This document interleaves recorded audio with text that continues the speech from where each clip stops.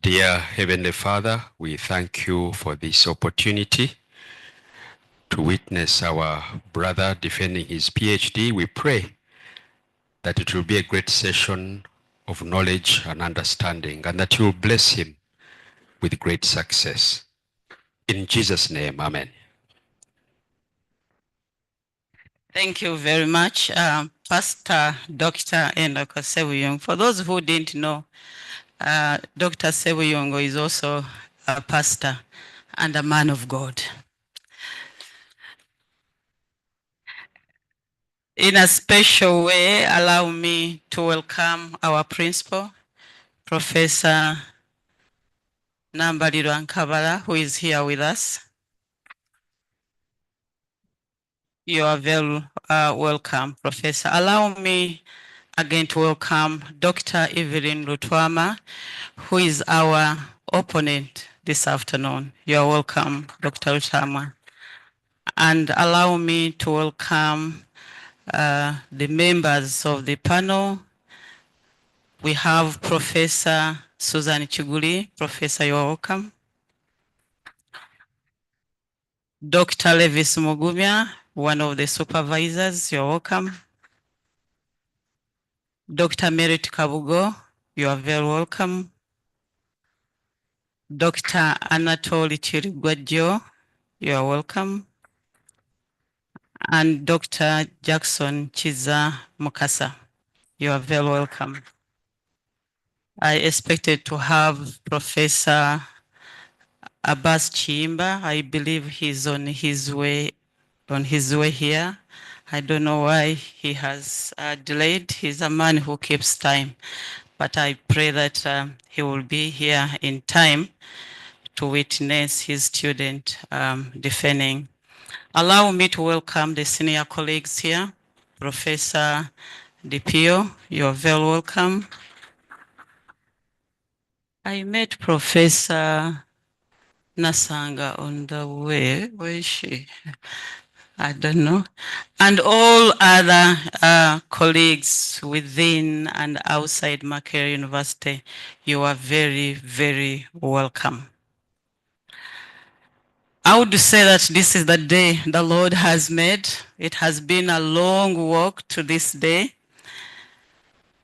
It has been a long walk of hiding under the cars, long walk involving running away whenever Mr. Rwomushana saw me, because almost every day I would ask him, where is my book? I'm happy that I'm here to witness this day, and I pray that all goes well. You will be given a maximum of 25 minutes, and you will speak to us on the following aspects of your thesis. One, you'll tell us the motivation, why gender and power are critical discourse analysis of Runyankore-Rukiga marriage songs among the Bakiga. That background should help you to tell us what your problem of study was. You give us the objectives of your study and the methods that you used to elicit data for each of the objective you set yourself to achieve.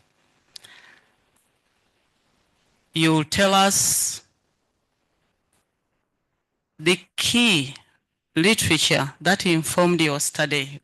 We are aware that you reviewed quite a number of literature in terms of books, articles, among other things, but we are only interested in those key, maybe about 3 to 4, which informed your study.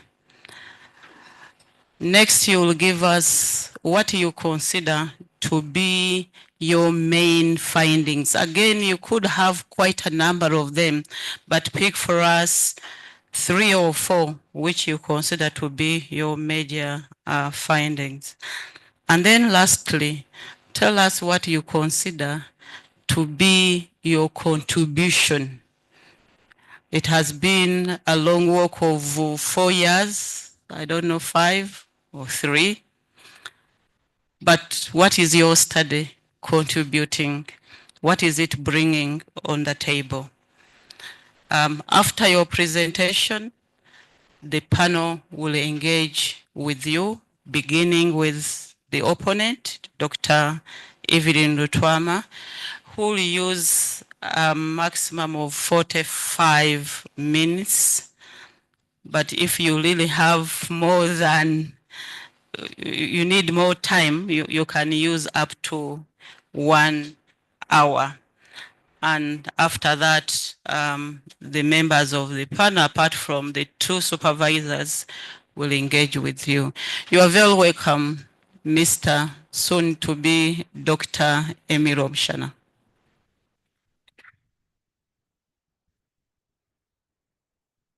You have the floor.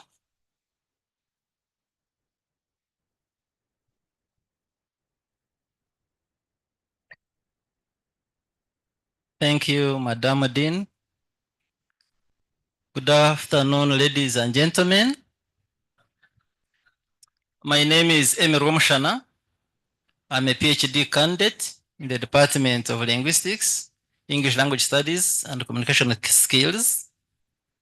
Today, I would like to share with you the findings of my study, the findings of my PhD work on the topic. I'm sorry, there was a typing, I think, error in the communication that is going around. One variable in the title was missed, the discourse, but that's the title of my work. I'm investigating, or the topic I investigated is discourse, gender, and power, a critical discourse analysis of Runyankore-Rukiga marriage songs.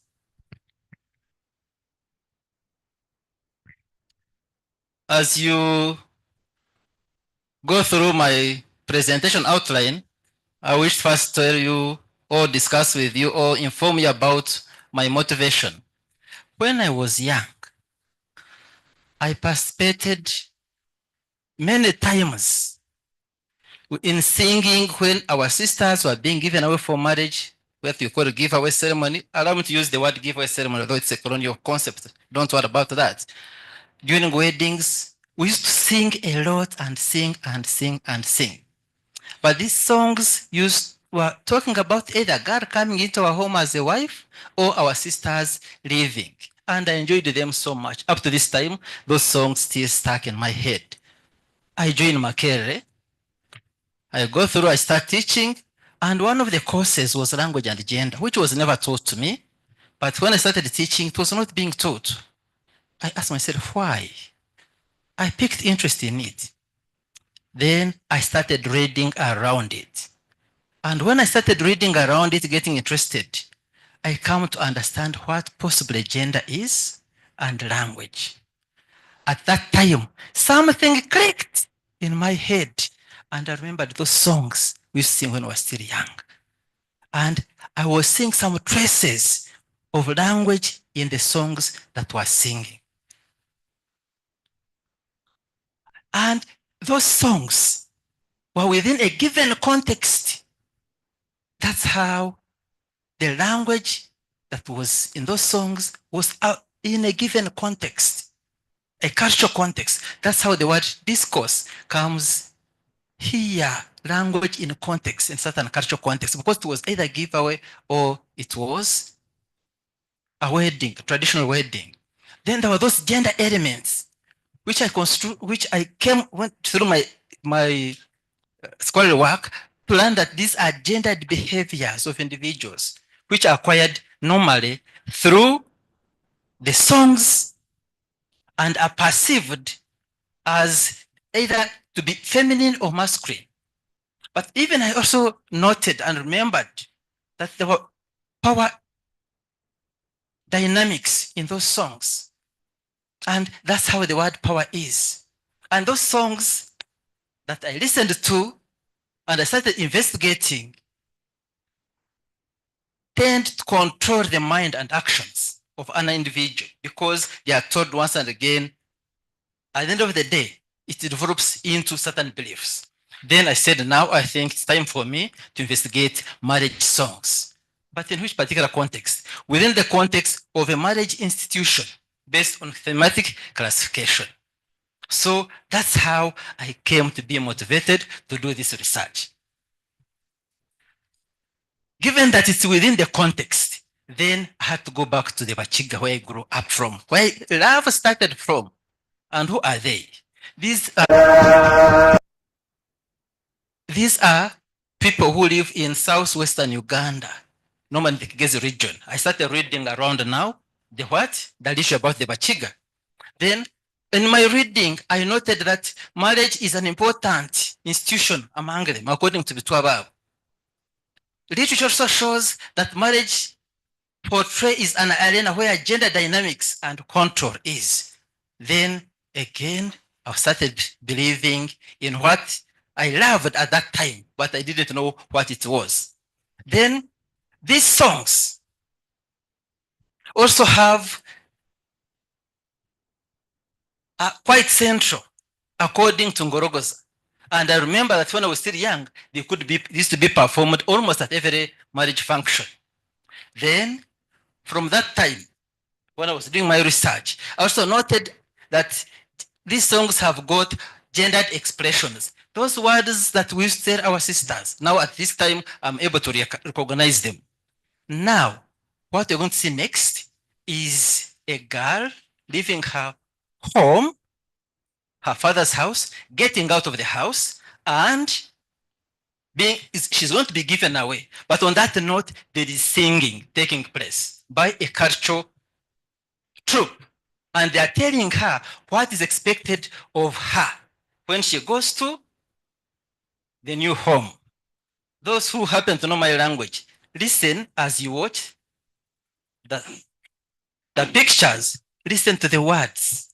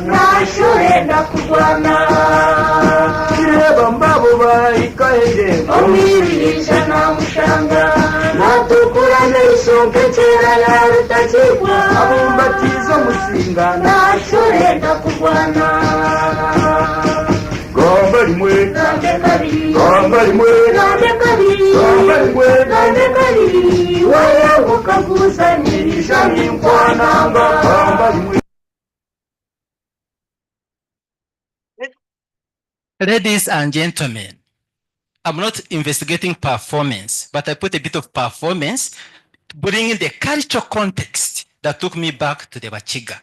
So that, because I was trying to perform a bit of what happens, holding the fox tree, the eyes as red as a cobra, and if she speaks twice, she would be beaten. That's what they are telling this girl when she's leaving and going for marriage. About these songs, in terms of ethical issues, I sought consent from the people. Now, what is the problem? These songs you've heard have got gendered messages. And these gendered messages have what they're telling the bride.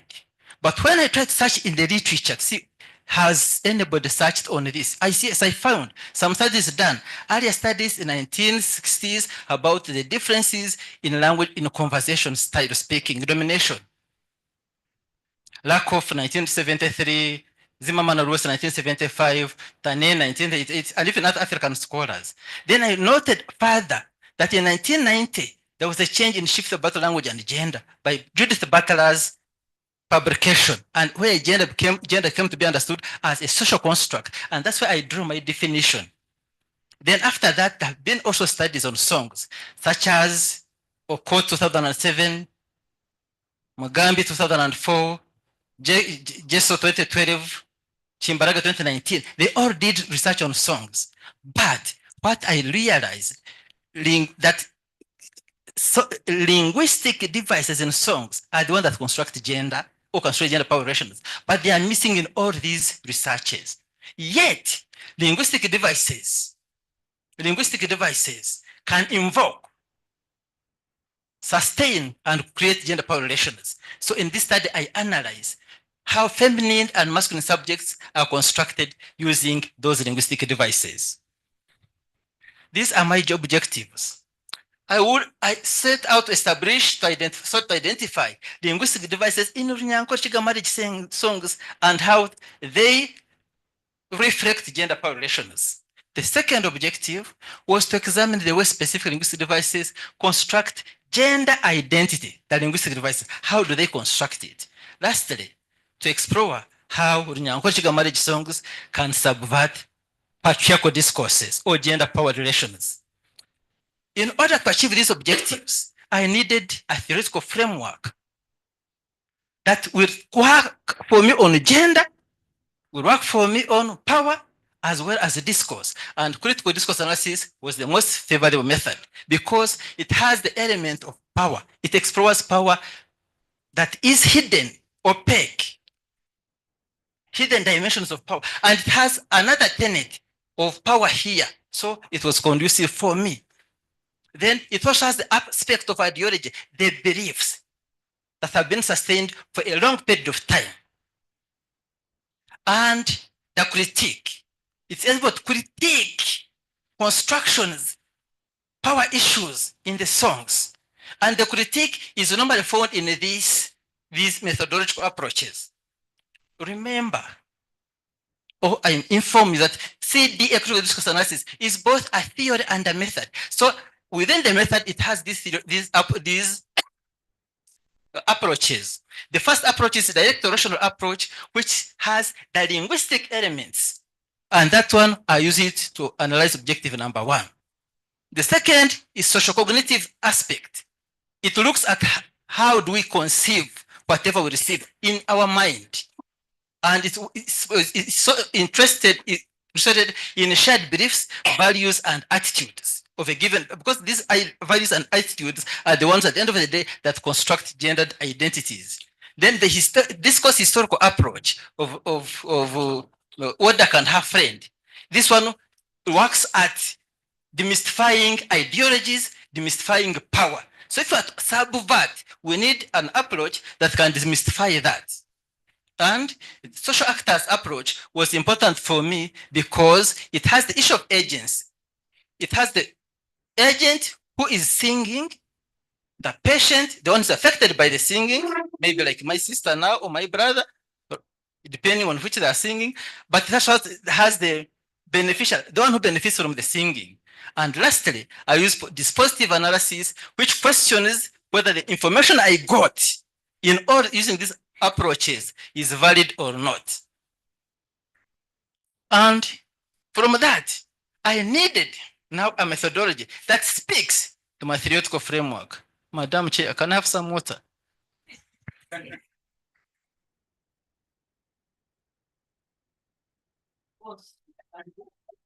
Thank you, Madam Chair. I needed a methodology that speaks to my theoretical framework. Then I needed to have a holistic view of the songs, how they are sung. I needed to go in detail, ask questions, why do they sing, when do they sing, and what do they sing? And the context. Then interpretive paradigm as my worldview was relevant. But this which leads me to qualitative approach, because I need an in-depth exploration of the context in which they are sung and be able to ask these questions. And then the design already is determined in my theoretical framework with these 5 approaches: the explorational approach, social actors approach, social cognitive approach, discourse historical approach, social actors approach, and the rest. And the sources of information include both audio and video from these sources. These were different sources where I got information from. But then I had to select which songs to do what? To analyze. Then I did purposive sampling. Out of 56 songs, I got 36 songs, 56, I got 36 songs, which purposively were selected because they contained messages, gendered messages in those songs. And now I come to analyze them using my theoretical framework that has the approaches, which are my methods. Here in critical discourse analysis, these are the methods now, the approaches, different from other kind of resource or researches.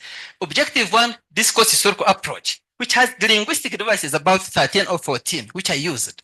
At objective two, now I was looking at gender identity construction, and I needed how beliefs, values, attitudes, and norms are developed and are perceived in the mind, because to construct, the mind must be convinced. And I used social actors approach. Then I needed discourse historical approach, which has the third element, but to demystify the second objective, which is supposed to demystify the ideology. And then here I need who is the agent, who is singing, who benefits.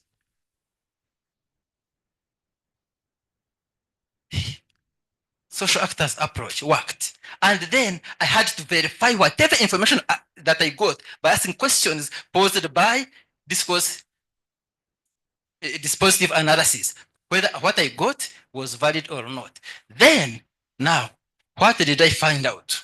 Linguistic devices. They are there. Metaphors, similes.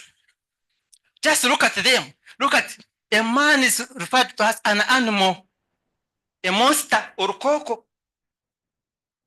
A woman, allow me to use, to drop the term feminine and masculine, though in gender, that's what they're supposed to use. Allow me to use man and woman. A woman, look, a white stick. Similes, a man, a cobra. Who doesn't fear cobra? A woman, a star. Of course, there are power relations, but fear, danger against beauty, which is defined for a woman. Gender power relations. How about another linguistic device? Here I come to use of rational values, and I'm interested in grammatical mode, imperative sentences. These are the relationship I want to simplify for those who are not familiar with linguistics. The relationship between elements of things in a sentence. How do they work together in a sentence? How are things related? So now look, there is a command here. Those who know the language, when they were singing, that's the very song commanding, speak one can speak twice. You speak twice, that's when I did like this. That's what they're telling the girl.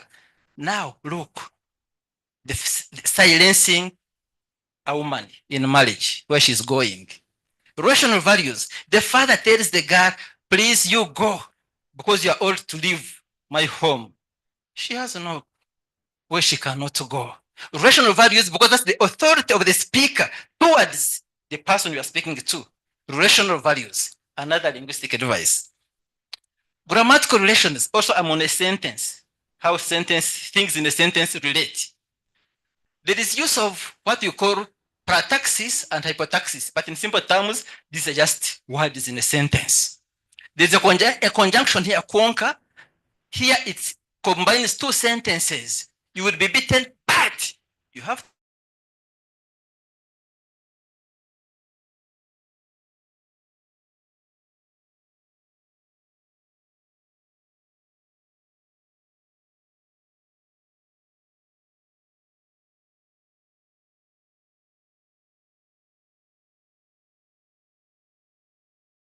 playing around with them in words. Now look at the names. Through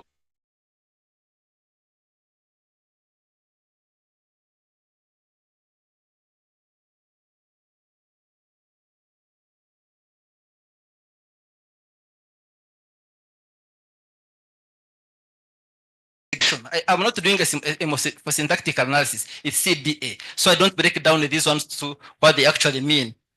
So look here and see.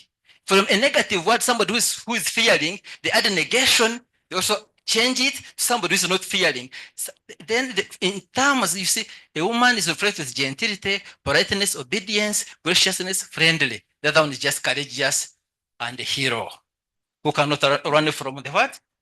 From danger. Then, what identities? What gender identities are constructed by these songs? The first one is a woman is dependent on the husband for protection and provision of needs. See here, the girl accepts to go because the husband will buy her clothes, also food, as a sole decision for her to take a decision. She's projected as depending on the husband. The husband is projected as a provider. Then a woman here is also projected as somebody who should submit the husband. Not only the husband, but also others. Father-in-law, mother-in-law, even brothers-in-law, respect them. So you have to be submissive. Here in the song. Objectification and commodification. We see here the father telling the daughter, please, I received 8 cows. Mention the names of the cow. So, Bakutuari, they should take you. I have the cows. Is it a commodity? You're exchanging? But I want to note that when I was presenting, you are seeing, I present only one, but there are other songs. I keep showing other songs here down where the same information, but I don't want to repeat it. And second last, she's presented as an outsider. She's told, you go, but no, the place you've gone is not yours, so still with limited rights. I've already explained it. But how about the masculine gender of men? Songs construct men as well. I don't use the word men and women because I don't want to make it technical in terms of masculinity and femininity. So they are presented as wife battlers. Most of the songs, all these songs, they are telling the prospective husband, don't beat, don't beat, don't beat. So have I told them not to beat? So, but you are warning me. The third objective, now, can songs challenge, subvert the power relations, the constructs, the gender identities they have done? They can, to some extent. See, now they have started saying now, don't be a coward. Can I take some water, Madam Chair?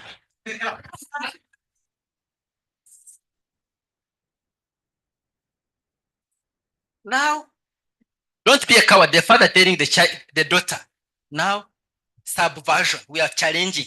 It's the father now in the league challenging. Look here, now another one.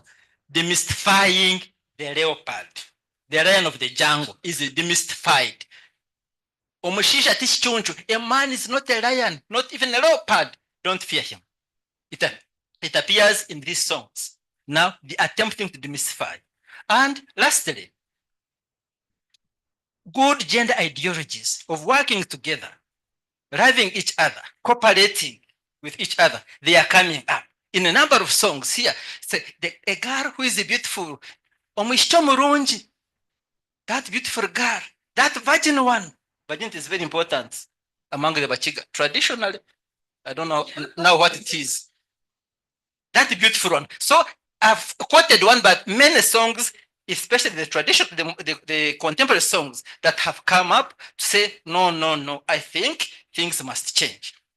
What are my conclusions? One, linguistic devices in songs largely present masculine gender with more power compared to the feminine gender. And the feminine gender is largely presented, a woman, in form of her beauty, the body of the beauty, the beauty of the body, and character. That's where her power is. A man's power is in physical strength and being a lion of the jungle. But, and again, linguistic metaphors, more than any other device, are the ones that are leading. In terms of gender construction, gender identity, they construct gender identity along binary of positive and negative, depending on the singer's attitude.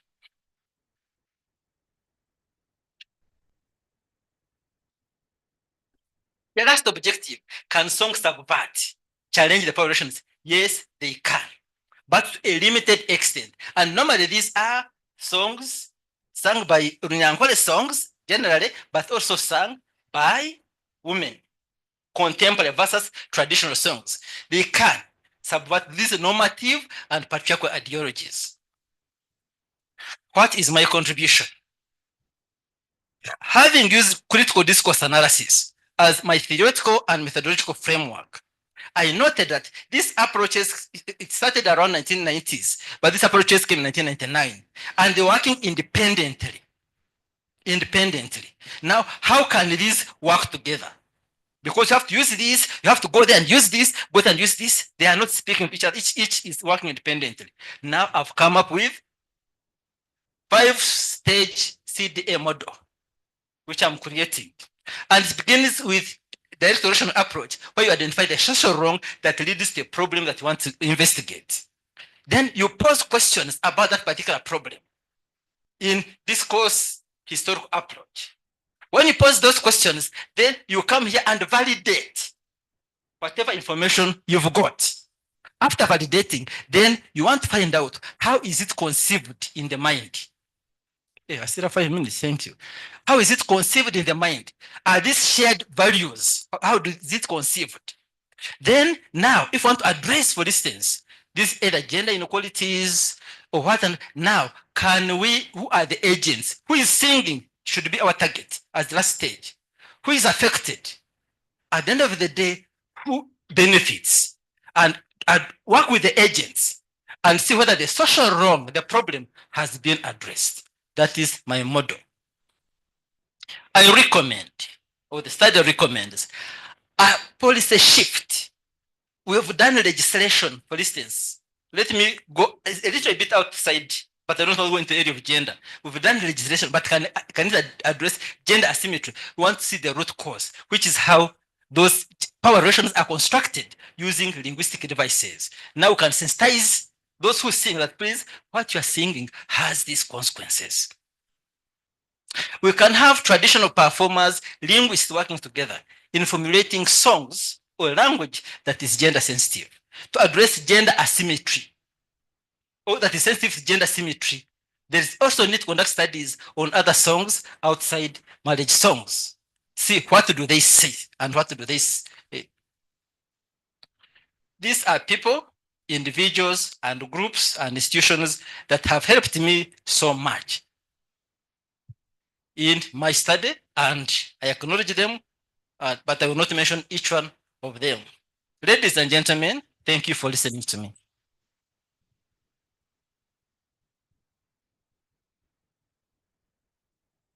Thank you very much, Emmy. So far, so good. You can have a seat. Come and join the front seat now. May I now call upon Dr. Evelyn Farmer to come and engage the candidate. You're welcome. Unfortunately, you come here because the online audience needs to hear what you're saying.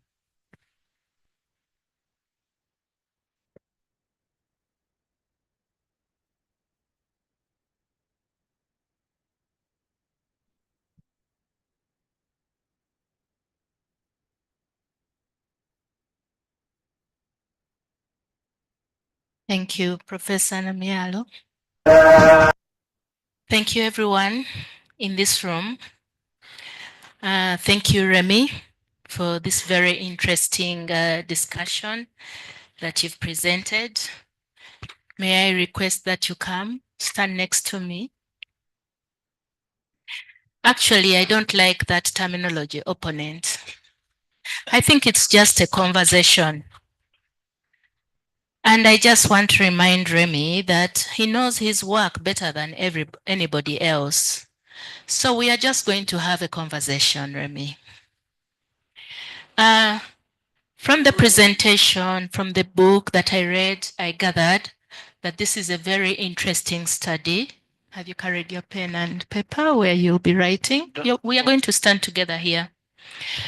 It's a very interesting study that investigates gender relations as represented in the Runyankore-Rukiga songs. And it gives a very good historical overview of the Chiga heritage and marriage practices. You were unlucky, you were not able to listen to that part of the research. It does propose and actually utilizes linguistic devices as a unit in the analysis in the Runyankore-Rukiga marriage songs. And it majorly uses the critical discourse analysis as theory and method. And it is actually a field-based research in which Remy recorded songs which he picked from live performances. He picked some songs from textbooks and dissertations, some songs from radio stations, and some songs from YouTube. In addition, he also had live performances. Besides that, he engaged in focus group discussions and interviews during his period of analysis. So since it's a conversation, we are standing here together, I want to ask Remy, because I didn't hear what he said in relation to linguistic devices, to briefly take us through what he actually understands by linguistic devices. Thank you so much. Linguistic devices are two words. One is linguistic, which refers, I want to use simple term, language, but the devices are those tools. So the linguistic devices, in the context of this study, these are tools that we use to analyze language that has been used, but which language has been used within a given context. Okay. Can you outline some? Quite a number of them. Coordination, juxtaposition, imperative sentences, parataxis, protaxis, and the rest. I think I have about 13 linguistic devices. Initially, in fact, I had 29, which reduced 13. Okay. I'm curious, Remy, how you would differentiate linguistic devices from euphemism. Differentiating linguistic devices from? Euphemism. Euphemism is a linguistic device. Euphemism, EU, a linguistic device, where the info, because it's one, I cannot say I'm differentiating them, it's one of them.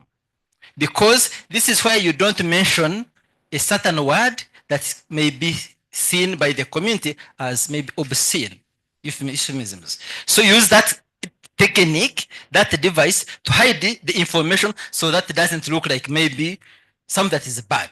And I also discuss it in my work as a linguistic device. Right, thank you so much. Clearly, some messages need to be hidden. And you really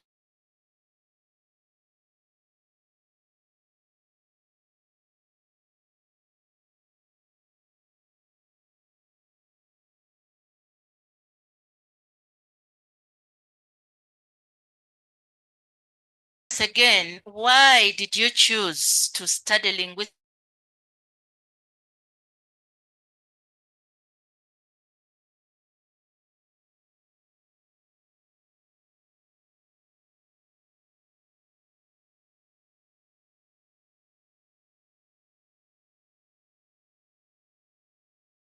For you to have a discussion of gender and power? I do agree with you that language is gendered. Yes. But for language to be gendered, there must be certain things, certain elements within the language to make it gendered. And these things are those that are devices. For instance, if I use a linguistic metaphor and I say a man is a lion, is a monster. A metaphor is a device that is helping you to construct a man or a woman in the way I want to construct. So it's much more, to me, important that you look at the device, because it's the tool. The power is in the tool, not elsewhere, the tool that I'm using. That's where the power is, but not the language per se. And even language is intertwined, gender intertwined, power is intertwined in language, because language empowers. And it doesn't simply empower, it empowers through the devices that somebody has actually used. Okay. Thank you. So these language devices are components, not the entire sentence. Now I'm curious, Remy, how do you take into consideration the context within which these devices operate?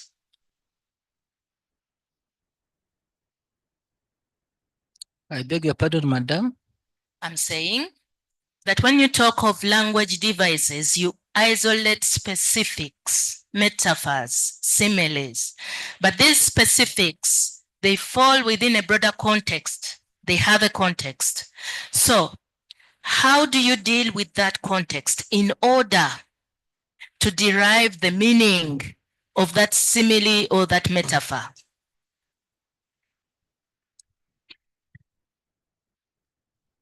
I derive the context from the theoretical framework that I used, because critical discourse analysis has the context as key. And even when I was doing research, for instance, field work is not part of it. I had to go to the field to get to understand how these songs are sung, how are they performed, but I'm not into performative, so that the context, I conceptualize it. And then when I meet a linguistic metaphor, I'm able to relate the context with the linguistic device that I'm using. Okay, thank you, Remy. We shall come back to that discussion, especially when we are talking about methodology. Let me draw you deeper into your work, into the discussion of marriage. He has a very rich discussion of marriage amongst the Bakiga, and a few things took my attention. For example, on page 4, there are instances where the girl is reminded several times not to take her toughness into her new marital home. Okay. And that really caught my eye, because later on, as she enters her new marital home, there are emphasis there that she should be submissive, she should be subordinate. Okay. So, is this a suggestion that pre-marriage training of the girls was empowering, and the post-marriage training of the girls was the exact opposite?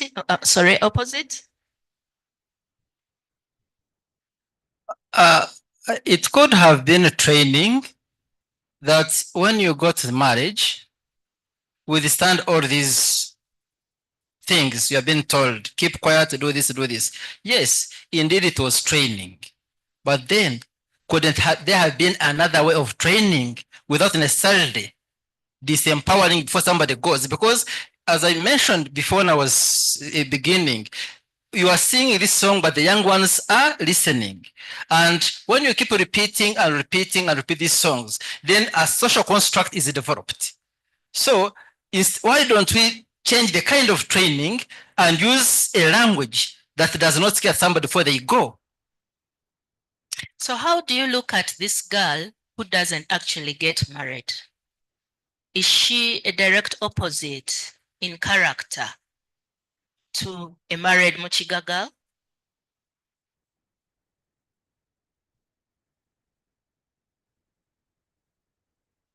I think it might not be different, because for gender to be constructed, there is a time.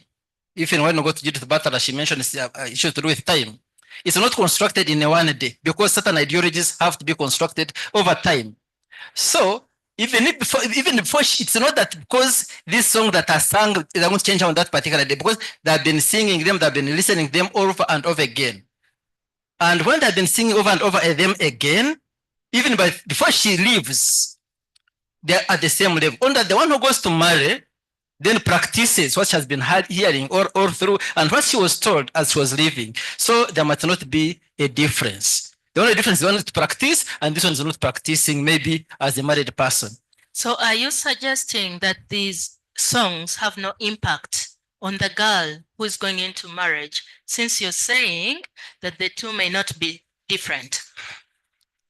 They will have an impact, which is exaggerated at that level, because of the context in which they are sung. And that's why I have the word discourse. Of course, she has been hearing these things on and on. But when it comes to the context in which they are sung on that particular day, of course, you feel it. She will feel it. Of course, the impact will be there, but it does not necessarily mean that one who doesn't get married completely will not be affected. Then only this one ignites. That's why I had the word sustains and reenacts. Already what has already been enacted. And this is what the language does. To reenact, reconstruct what has already been constructed. Because it's already constructed. But this is continuous construction, and the remainder when you are teaching, and then you have a revision. So when she's leaving, then she's in a revision. Okay, your later work does suggest that the married women are subjugated. In other words, they become rather submissive. Some of your excerpts from the songs and the proverbs do suggest that, especially when you say, if I speak, you speak once, and if I speak, and if you speak twice, I strike. You know, those are moments of power where, you know, the subject is being placed in another category that she wasn't before. Now, I want to ask this question: how can this submissiveness of the married Mukiga girl align with some of the stereotypical allegations we hear about Bakiga women, especially to do with women's aggression and physical strength? That's a very good question, which I have to ponder about. Yeah. Submissiveness in the song and stereotypes outside the song. To be genuine, I might not know how to deal with information that is not in the song. And in fact, what I'm looking at maybe after this study is now to go and find out, because CD, you only interact with the document as a CD analyst. And here I do not try to find out people's opinions about the effects of these particular songs. So if I had another chance outside the scope of this study, then I will be able to answer that question of stereotypes.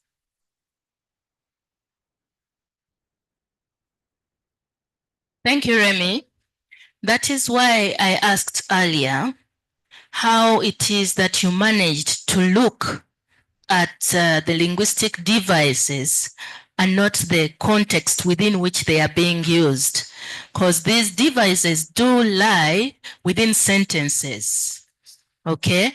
One sentence communicates something, the next one adds whatever meaning you want to derive. So isolating mere devices, I feel, limits your abilities to see outside of the box of the device that you choose to discuss. One more question, still on the marriage aspect, before we even go to the songs, is today, you know, Remy, that we have homosexuals in Uganda.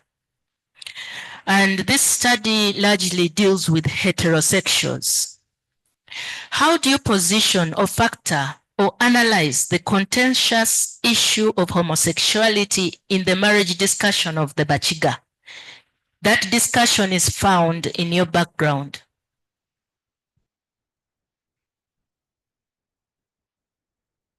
Thank you so much, Madam. Thank you so much, Doctor, for this question. Quite interesting and good. I look at the questions and I'm looking at the linguistic devices outside the context. When I was beginning my research during my PhD defense, I had indicated that I was going to the field to collect data, and I was challenged CDA does not contain field. Then I dropped it when I was defending my PhD, rather after defense of my proposal. I started analyzing songs after collecting them because with qualitative, you analyze as you go, you don't wait. I reached at some extent when I couldn't understand these linguistic devices. When I reached and this couldn't understand, and then I went to historical approach of WordDoc. Then it tells you, go to the field, find what is happening. That's when I go into the field to get the context. I looked for the videos to get the context. I interviewed to get the context. I had focus group discussions. I had interviews, and I had observation. But this method, whatever I got from there is not part of my dissertation, is not part of my findings. It was to get the context. So even if I'm translating this, but at the mind, I have that particular context. So I link them to the context. The second question is about homosexuals. A very good one in this context.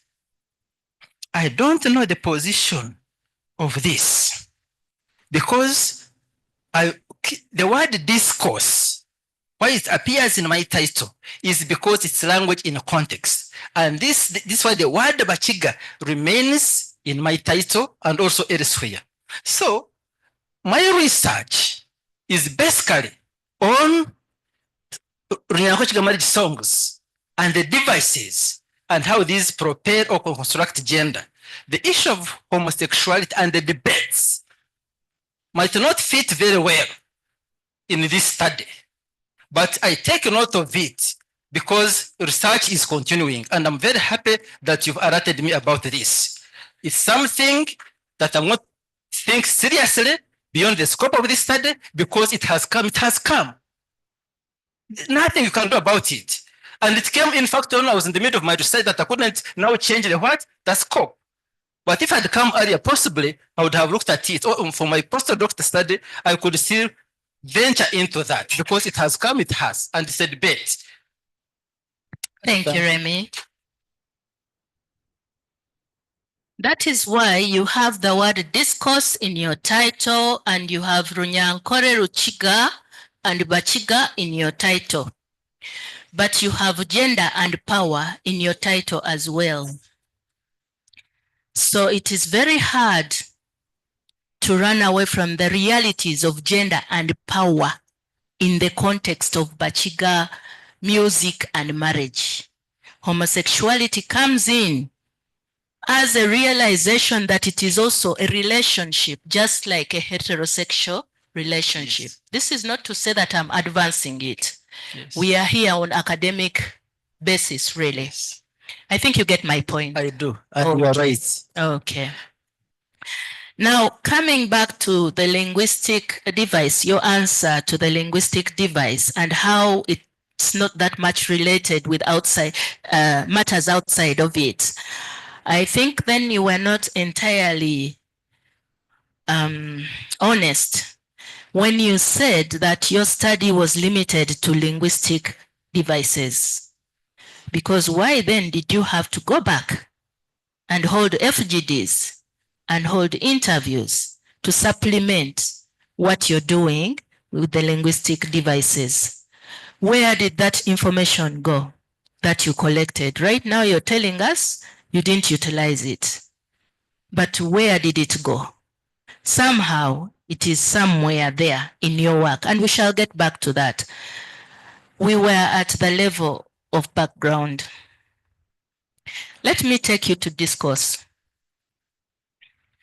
Would you consider discourse a political field that is not static, but rather evolving over time and ideologically?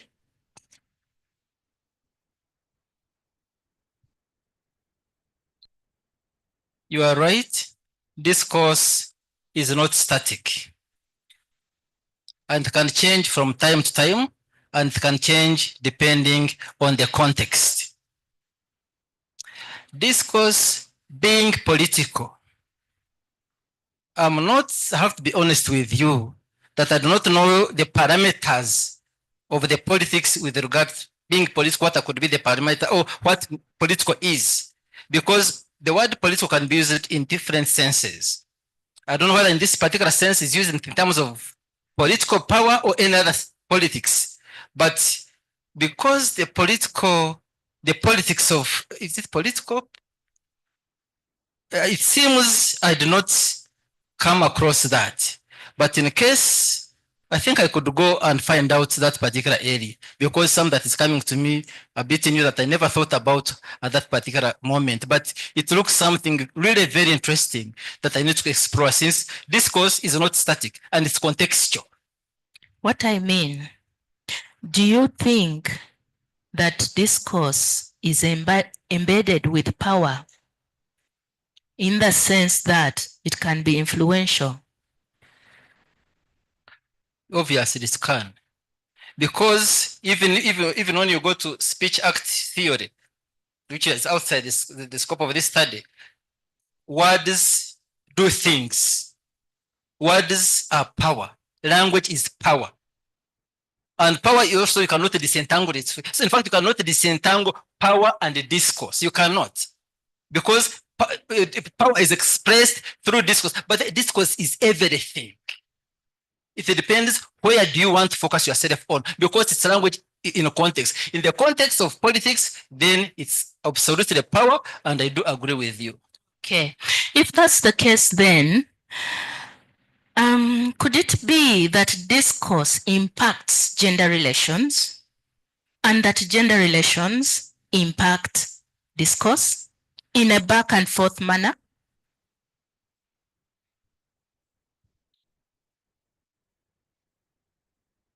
I think discourse impacts gender, but I think gender does not impact the discourse, because for gender to be constructed, you must use the discourse. Without the discourse, I think it becomes difficult. Without language, without words, without speaking anything, and then you construct. How would you construct gender?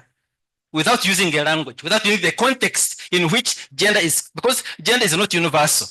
It's a specific cultural context. So without using language, how would gender then be? For me, I would think it is one direction. One direction, but you did agree with me that it evolves over time and ideologically. How does it do that? Does it grow? If it grows, if it changes, what contributes to it? In any way, does gender relations contribute to that changing of language?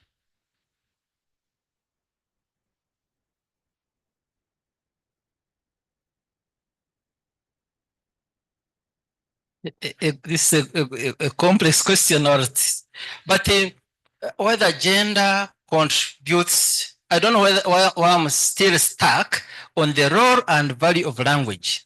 But that one, I'm not very sure. I have to be honest with you. I'm not so sure, because for mom was basically looking at how discourse, language itself, works towards the other side. I think now, with your guidance and your advice, I can go back and see, can it work reverse, so that I don't become adamant on something I don't actually know, because my research has not worked backwards. See how gender can now impact on discourse. For me, I've looked how discourse impacts gender, but I do agree with you, but not on that I know, but there could be that possibility. Okay, I believe it is there. And I believe I see many faces that can discuss with you on this matter. I've been given only 45 minutes, but I'll just give you an example. Do we still use the word man to refer to humanity? Do we still say chairman to refer to both women and men as chairs? So you see that gender relations have begun to impact the process. But where is that leading me? It's leading me to this particular aspect of traditional, well, can I call it traditional discourse, but language in the traditional songs vis-a-vis language in the popular songs that I believe are still played at Bakiga weddings. If the two are being played, the traditional songs, folk songs, and the popular songs, which one seems to be weighing heavier in terms of, you know, the popularity, the relational aspects that the audience has towards them? Because it is one thing, Remy, that you enjoy these songs, you've grown up enjoying them, and it's another thing for the people you are studying about to still be enjoying these particular songs as much as you do. Do you get my question? I do. Okay, thank you. Traditional songs and popular songs, if two are being played, when I was interacting in the field to get the context, and also on listening and attending some of these marriage functions, I've observed there is a transition. There seems to be a paradigm shift from using or playing traditional songs in these functions, I must admit. And because these songs were passed on from generation to generation, the traditional ones, at the moment they have come these traditional performers who perform at different functions. And somebody doesn't want to come to your function, maybe to tell your daughter that you do ABCD. There are still traces in the contemporary songs about what they've captured from traditional songs, but the contemporary or popular song seems to be taking root in the current marriage functions. So, I believe, I can predict that maybe in 20-15 years to come, maybe traditional songs could still go down, and then these modern songs could now take on. That's why I had 56 collected, but those that had gender elements were only 36, because the rest of 20 were just for entertainment. Okay, thank you, Remy. So this decline in consumption, do you think it has an impact on the relevance of your study in contemporary times, especially as you are studying gender relations, gender identities, and knowing that these gender identities keep changing?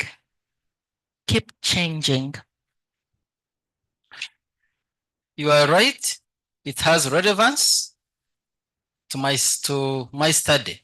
And that's why in my third, the recommendations I pointed here, I pointed traditional performers working with linguists so that they now form songs that are gender sensitive. So I think there is a way the decline is most likely going to come. Like they were told that homosexuality has come because there is a change and there is a shift. And even one of my recommendations, that's what in fact I recommend, because even personally I wouldn't be uncomfortable. My daughter being told what they told these people, that when they beat you, turn, they beat you, turn, they beat you, turn. Thank you, Remy. I was quite interested in knowing the significance, because we still have historical studies. So this can also be a historical study, but really in terms of relevance in contemporary times, what is it that this book does throw in our face that we cannot put away just because popular music is in place? That is in reference to gender and power and discourse.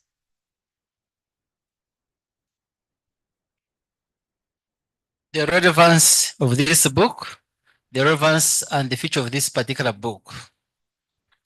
The relevance of this book, this study has shown that marriage songs have come up with a complex kind of setup, that the same thing that does this is the same thing that can also do it. So the same songs, how it's relevant, that construct patriarchy, construct subordination, construct inequalities later, are the same songs, the same tool that we can use to fight this. That's why I have a policy shift recommendation that let's change the way things have been done. Legislation alone cannot do this. Now we can do it through language, using language experts and these people, because it's part of the socialization process through which we are socialized through these songs.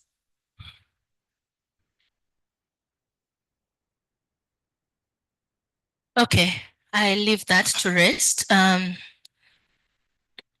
I want to draw your attention to some concepts that you use, but I'm not sure whether I agree or not.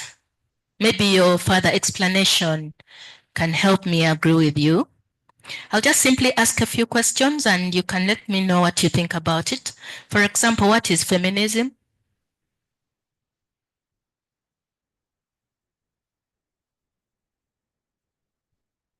I want to be very honest.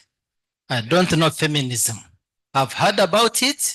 When I was doing research, I read a brief about it, that it's a movement about rights, but I don't know about it because my focus was largely on the song within the songs, the text, and the text which is a song, and the song sang at that function. So I did not get an opportunity beyond what the scope of what I was analyzing to go into to understand what feminism is. But I think it's something that I should look at seriously, because it's also there. It has come. And when I said that I wouldn't want my daughter to be told this, I could have been influenced by feminism. So it must be there. But I think now I wish the scope would allow me of this study to go into it. And I'm very glad that you are pointing it out, how I wish the scope could let me do it. I could do that. Okay. At least you wrote about gender. Give us a brief overview of why gender then becomes an issue in contemporary debates and interests.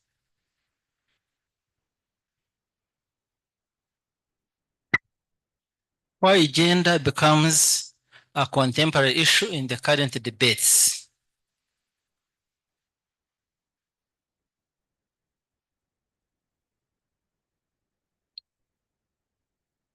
Of course, to do this research, it's because gender is a contemporary issue. Everybody talks about it.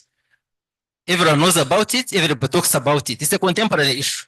And being a contemporary issue, that's why I said that when I started studying, there was a course called Language and Gender. Because and even during that time, there was a new course that was introduced, GAD, Gender and Development. I wanted to study it. I got interested in it because it's the contemporary issue.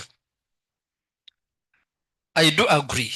But after agreeing that it's a contemporary issue, I then focused.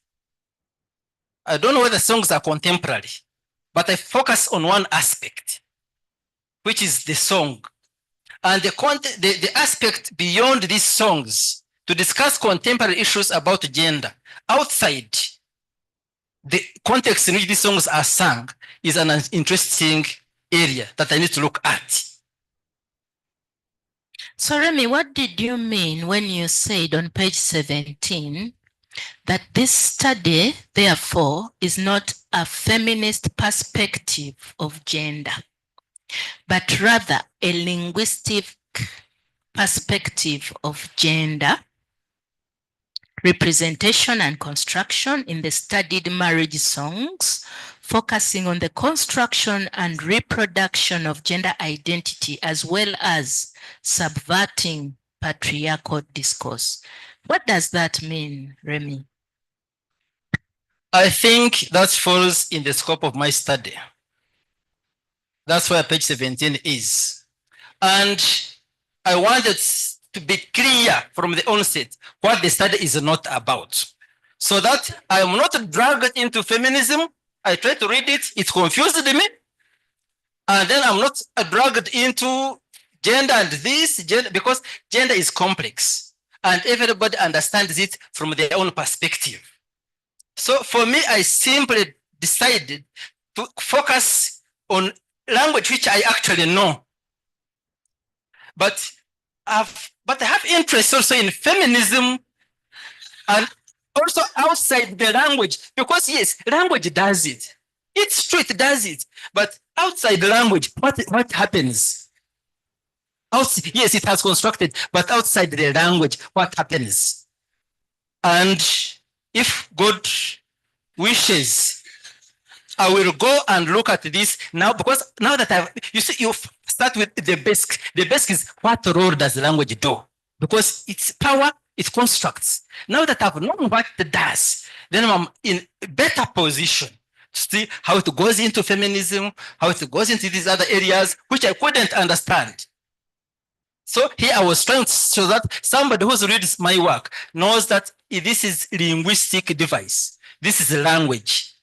Then outside language, I'm going to consider it because this is the beginning of my work. And I'm so happy that these questions are coming because they're tickling me beyond the scope.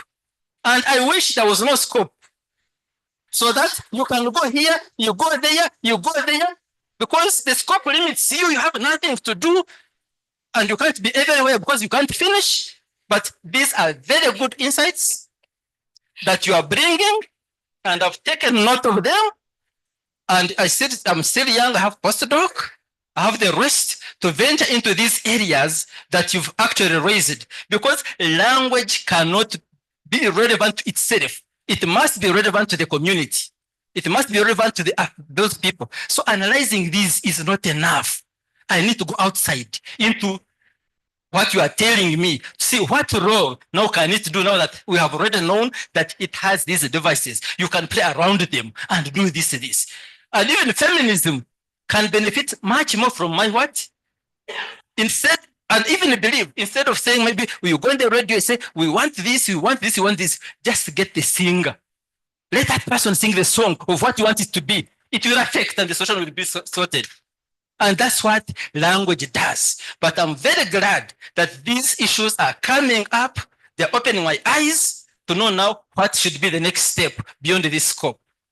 Remy, it's not the next step. It is part of your study. As you see there in your title, whatever we are talking about is part of this current study. But you've heard what I've said. I've heard what you've said. Let's move on. Let's go to your theoretical choices, theoretical and methodological choices. You did explain that you're using critical discourse analysis. In there, you have shown us so many approaches. I don't know who is operating the slides, but there's a slide which shows us the approaches that you're using. Yeah,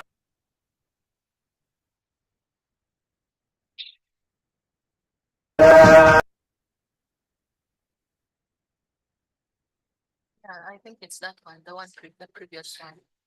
Yes, there, Remy, you do let us know that you're using CDA as a theoretical framework. And in its being a theoretical framework, you have all those approaches to explain its role as a theory. Now, I think I got confused, Remy. I think I got confused over how CDA operates as a theory and how it operates as a method. That's why, Remy, you're going to educate me on what does a theory do in your study.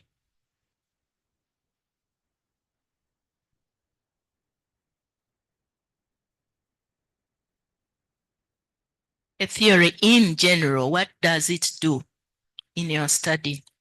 A theory guides the study. It has the tenets, it has the people proposed different theories. It has the arguments, and it has tools and methods that you can use to analyze your data. So it's the guiding principle that you use in, first of all, in understanding the concepts that you are investigating, but also in data analysis. And then therefore the method, the methodology, what does it do? The methods are, The methodology. of course, the methodology is the whole process of research. From the inception up to when the research is completed. It's complex compared to the methods, which could be a subset of the methodology. So the methodology is the whole process of carrying out research, and that methods and techniques of both data collection as well as data analysis. So that's what the whole methodology is all about. In there, CDA is shown as having different approaches, and you're calling them methodological approaches. What is your understanding of approaches within a methodological context?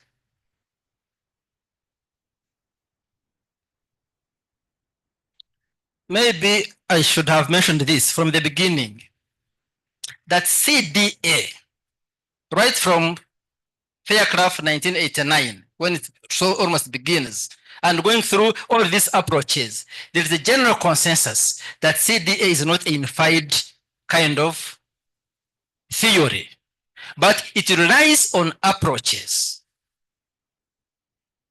It relies on approaches. And that's why you find I had to use a number of approaches. And in CDA, they encourage so much use of different approaches. In CDA, they are called approaches. Elsewhere, they could be called methods. But to me, I would think in the context of CDA, methods and approaches do the same. Because with these approaches, there are even principles, there are stages, and there are tools on each of these approaches, which is also a method of analysis. Only that in CDA, it's never called a method, it's called an approach. And initially, they were not even called approaches. Approaches came in 2009. From 2009, that's how approaches started coming. But initially, it was you would for a certain scholar, but without a given approach. In CDA, they're called approaches. Elsewhere, they could be called methods. These approaches are authored differently. There are different authors of these approaches. Each of these approaches has tenets and principles. Why do you choose to use the bigger framework, CDA, rather than a particular approach within CDA?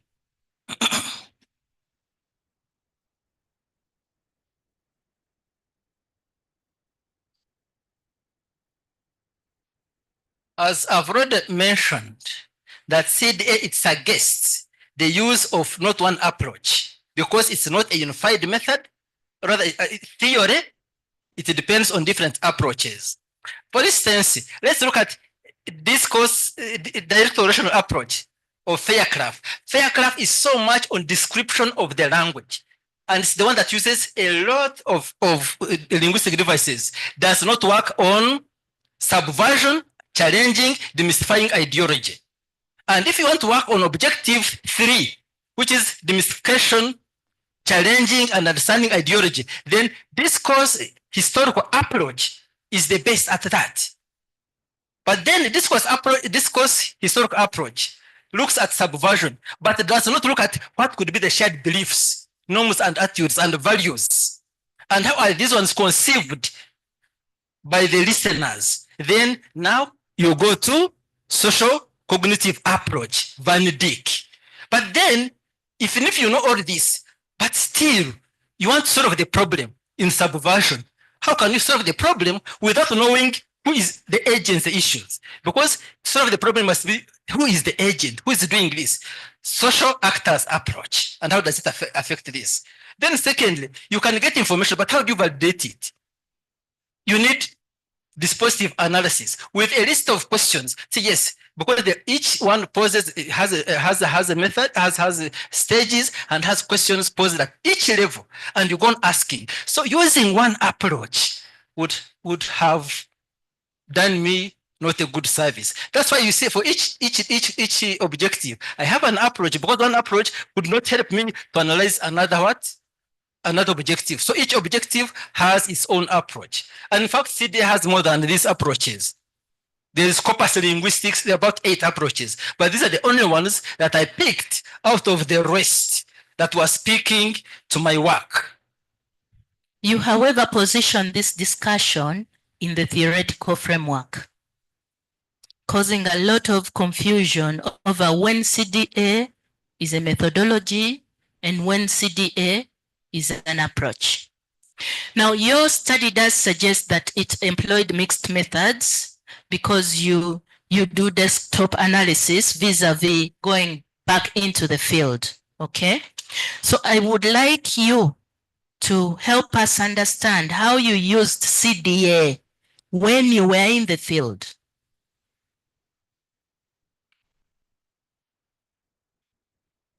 How did I use CDA when I was in the field?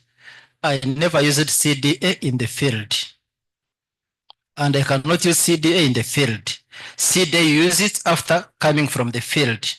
You go to the field, understand the context, because in CDA, context is key. In my research, discourse is key. You go to the field, understand. It's, by the way, when you're applying CDA, it's first of all, be able to conceptualize how it's applied. Sometimes when you go to a text that has been analyzed using CDA, you won't see it. You will only say, I think you see some of these devices, etc. So in the field, I was going there to understand what I couldn't understand. There were expressions I couldn't understand. There were contextual issues that were coming in the songs I could not understand. I went to the field to be educated so that I understand, then I'm able to come and apply these devices. Without going to the field, I got stuck by the way. I have to be open to you. I got stuck when I got the first data until it required me to first understand this context. So in the field, I was not working with the CDA. It's a desktop kind of method, which best done by the analyst himself. Okay, thank you, which you did very well. Now I would like you to have a discussion on how CDA relates with A, gender discourse, B, gender practice within your dissertation.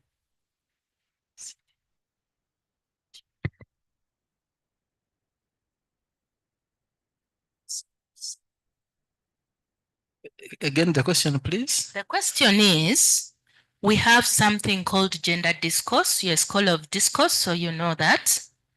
And we also have gender practice. So because you were using CDA as your theory in your analysis, it must have interfaced with those moments, especially in the metaphors, in the similes, and all those devices that you have identified. So how do you relate it with all those discussions that you present in your book? CDA, it interfaces very well with the discourse because of the context kind of aspect. You asked me how CDA was, because it has one tenet of ideology. These are beliefs, values, customs, etc. that have been constructed over time, and ideology develops. And ideology is very key in the construction of gender.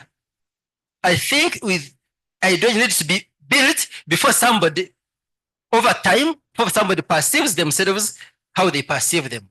So because of the key, one of the tenets of CDA, which is ideology, which interfaces with the discourse, then it also have an interface with gender itself. For practice, that one I surely don't know. I surely don't know because I did not practice practice seems, I think, to be out of the text that I'm analyzing. So it's challenging me to know how practice can be outside a song and the text, which I'm restricted to in terms of analysis. So for practice, I have to be honest that question, I don't know it. The practice is there. Beat, don't beat, don't beat. Practice is reflected in the song lyrics. But don't worry, let's move on. Your positionality as a researcher, a Mukiga man, researching about marriage, researching about superiority and inferiority of women in Kikiga songs. Tell us about the influence of your positionality within this research. Thank you so much for that question. Very interesting. I'm sorry that I have to keep referring to CDA because that's the methodological and theoretical approach that I used. CDA, the third tenet, which is critique discusses the position of the analyst. And it says the analyst must distance himself from research what you're analyzing. And to distance yourself from what you're analyzing, it poses certain questions that you're supposed to follow. Even if you want to associate yourself with, then how do you answer these questions that the critique aspect poses, especially under dispositive analysis? You see, that's why I brought in dispositive analysis to validate the knowledge, to validate what you've got. In validating, if you use critique here and use dispositive analysis to validate what you have, then your positionality collapses because the theory collapses it. Based on the questions dispositive analysis raises. And that's why it checks all these, your feelings, your views, your what. And of course, qualitative research, we all know that it's subjective. The level of subjectivity will still remain. And that's my point. You have a historical baggage. You were singing these songs. You enjoy them. Even in the presentation, you have all these gestures that show that they're in your blood. How did you deal with that baggage as you were analyzing?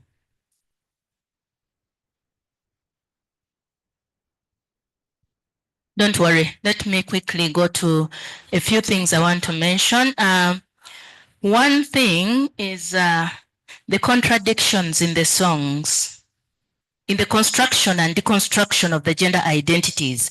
There are some contradictions that came about. For example, some songs are insisting, well, I don't know whether it's a song or it's a saying where you say that if I speak once, if you speak twice, I will beat you. It's somewhere on one page, which therefore silences the woman. And then in the next discussion, you have one saying, don't beat, don't beat, don't beat. And there you're arguing that men are misrepresented sometimes as batterers. These contradictions, how do you kind of come to a compromise with them as you're discussing the notion of power?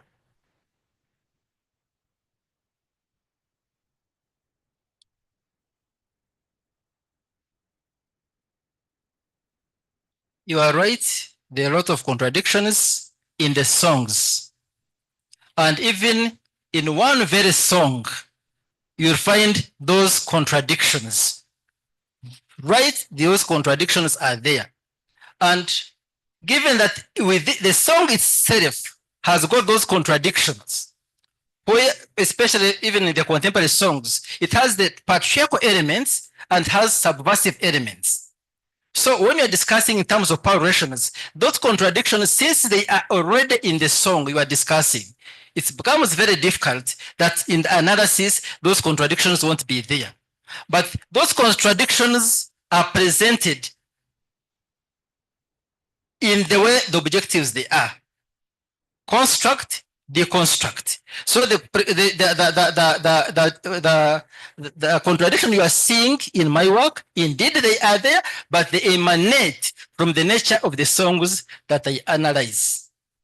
Okay, in the interest of time, I will stop here. I've enjoyed our conversation, Remy, and I hope you enjoy the rest of the conversation. Thank you so much.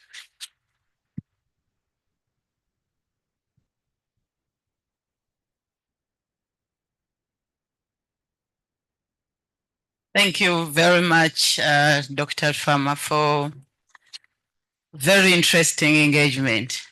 I wouldn't love to be in Emmy's seat. You can go back and sit, please. I will now call upon the members of the panel to engage with a candidate, and I will give each 5 minutes because the opponent has done a very, very good job. A hand clap for her. Thank you very much, Doctor. And I believe my PhD students have learned a thing or two.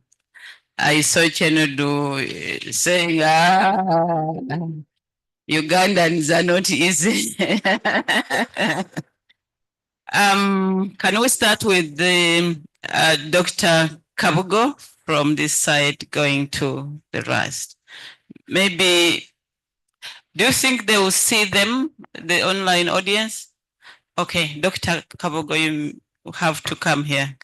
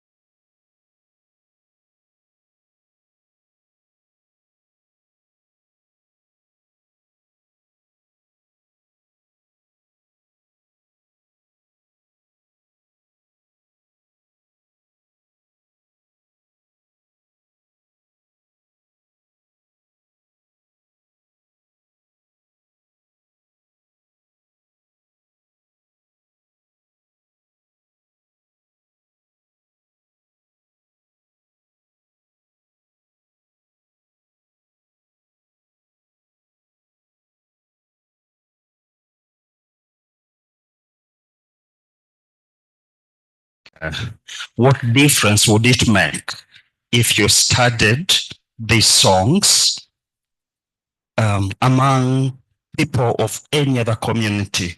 Why the Bakiga? Is there something, and if it is there, help me see it in your data, that is Chiga in the data that makes a Runyankore-Rukiga song so important to a Chiga speaker rather than to any other user of this song? Thank you. Do I answer right now? My interest at first was language and gender. It was, and when it got interest, then it clicked to what I'd had previously before and got interested. But then I had to go and find out whether there are any studies that have been conducted. I found studies conducted, for instance, on the Acholi by Benge Okot. I found studies on Uganda by Mugambi. I found studies on Rusoga by I've forgotten the name, but Bakai. But no studies on Runyankore-Rukiga. And indeed, there were already signs of these linguistic differences in this. So, and I already noticed them that they are there, and this study is not there, and there is already a problem. So I had to go and make sure I sort it out by doing, not sorting it out, but try to study it, because others had been taken care of, especially with in Bantu, even in non-Bantu, for instance, by Okot.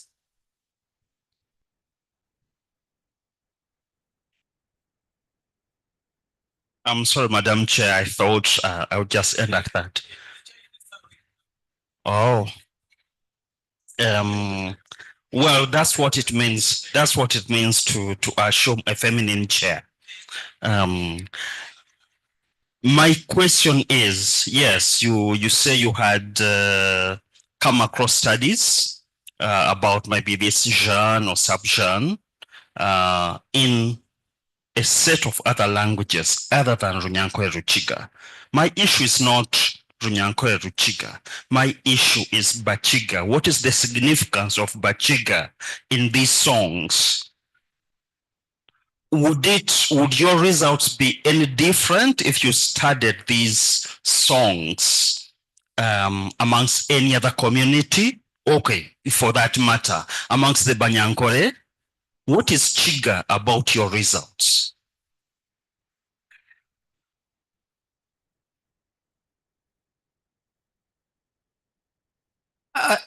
When you are studying, because my topic is a discourse.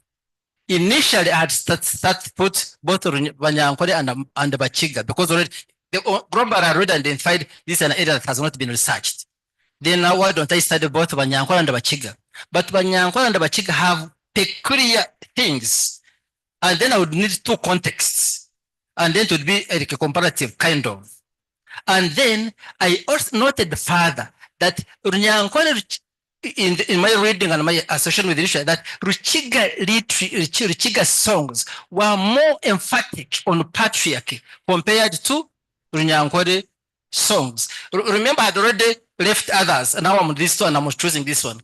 And I think the study is going to be significant to them as a group, but also, I don't know, because qualitative study cannot be generalized.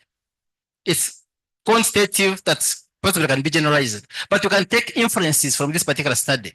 I do believe that now other studies that come later can have inferences, can refer to this for further research or for other communities that have to be studied. So I don't know whether I've answered the question, but I think the Bakiga in their language has patriarchal. Even in the discussion, in my conclusion, it notes that the Rukiga songs are more patriarchal. Emmy, did you study Runyankore-Rukiga marriage songs, or you studied Rukiga marriage songs?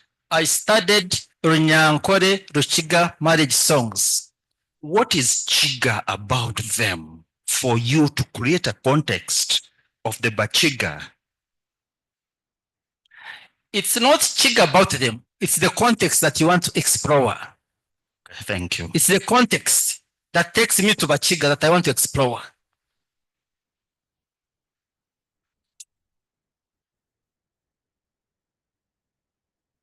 In the same order, Dr. Anatoly, for 5 minutes.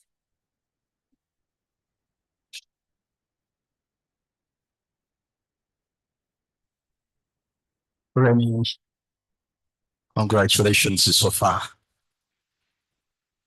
Your work is very interesting, and there are certain elements which do appeal to me so much. Some of those items are in the findings where you indicate that you are mostly centering your research on the linguistic devices. If I'm right. If I'm wrong, please you correct me. So, and when I read the three objectives, 2 objectives are on the linguistic devices. How could you please inform me or inform us? How are the findings relevant?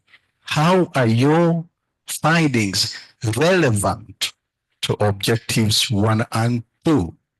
In your explanation, you mainly referred to the English terms, and I missed the component of the examples of the language that you used, or the language in which you carried, rather the context of the language in the context that you did investigate.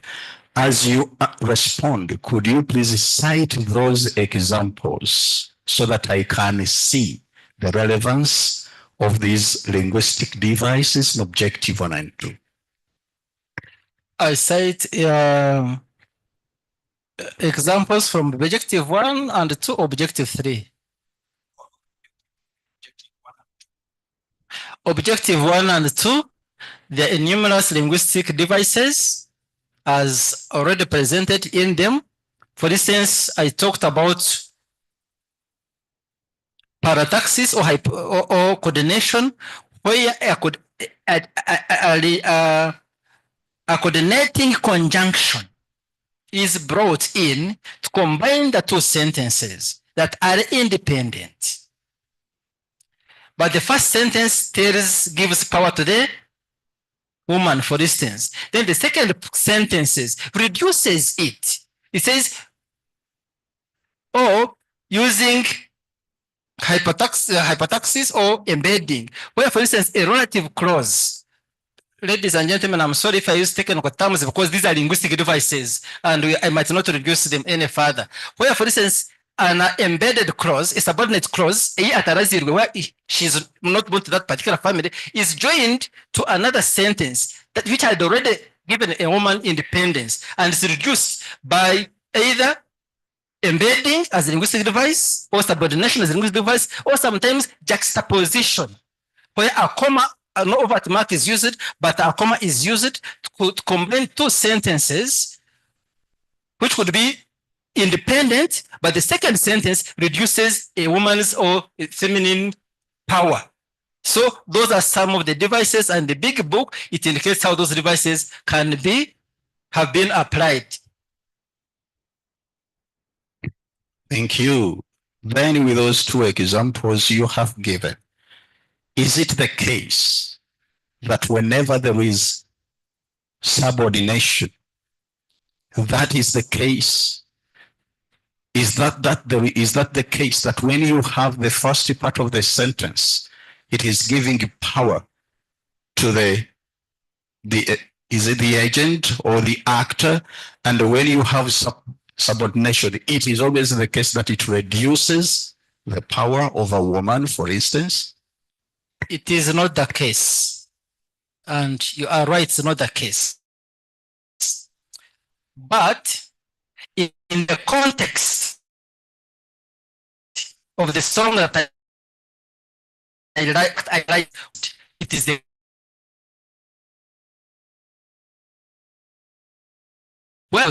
it is the case. Inequalities in construction of gender power relations. It's only in that particular context when I'm analyzing this text that subordination applies, but elsewhere, you are right, it doesn't apply.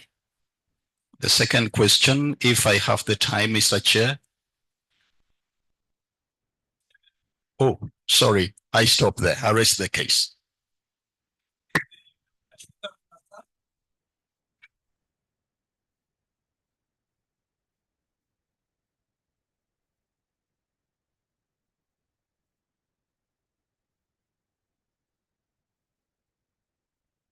Thank you, Mr. Chairman. And thank you, Mr. Rwomushana, for this wonderful work. I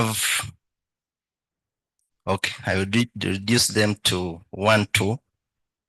One is very simple. Why is your study CDA and not DA? DA, I can say, is a subset of CDA. But DA is discourse analysis. Discourse analysis analyzes language in a context. It's true. It puts the context into. CDA also puts the context into that. Discourse analysis has the aspects of ideology.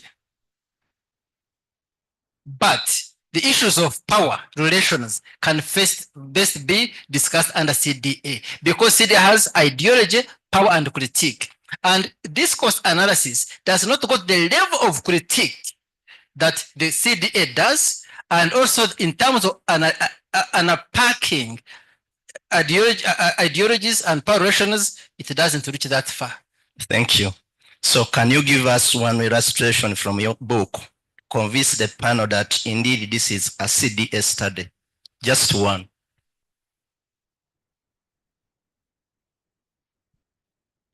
I opened the book. Yes, yes.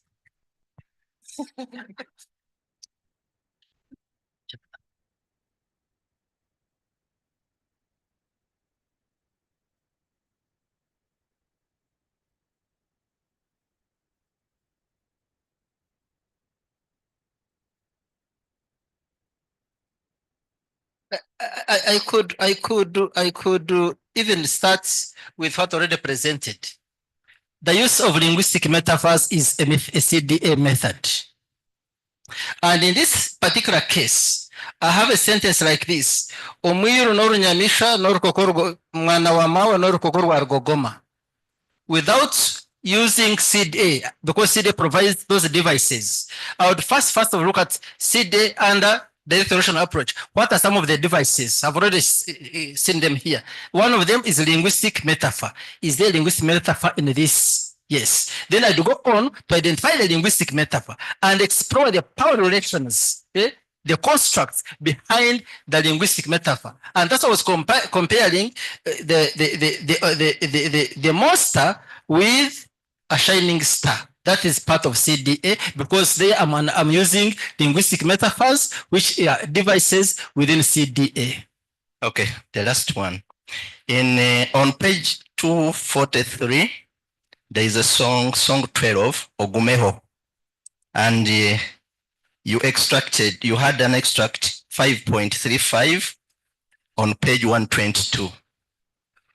There are 3 sentences in that song. Kuorishanga nyokozara ali omukazi okworubwa. The second one, kuorishanga muramukazi wawe ali omukazi wa Mario. And the third one, kuorishanga shozara ali omushaija okworubwa.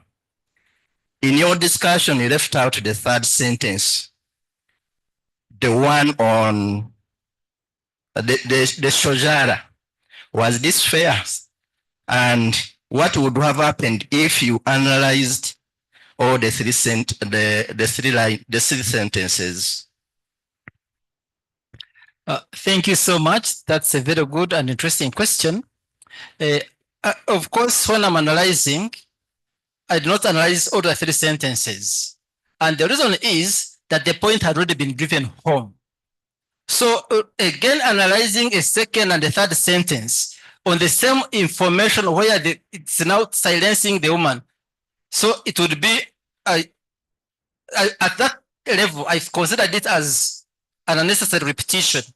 But I think I can now go back and see if I go deep to analyze the third sentence, whether it would make a difference. But I was trying to avoid already some that I actually discussed, but I can now go back and look at it and analyze the second and the third sentences that I didn't consider that particular time. And I thank you so much for that observation. It would have been taken for granted that it has all, but analysis could show something that is different.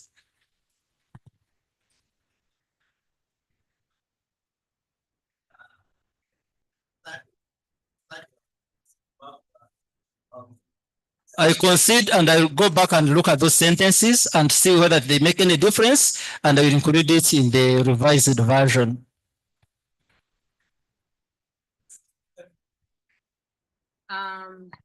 Thank you very much, Emmy, for such a wonderful and spirited discussion of your work.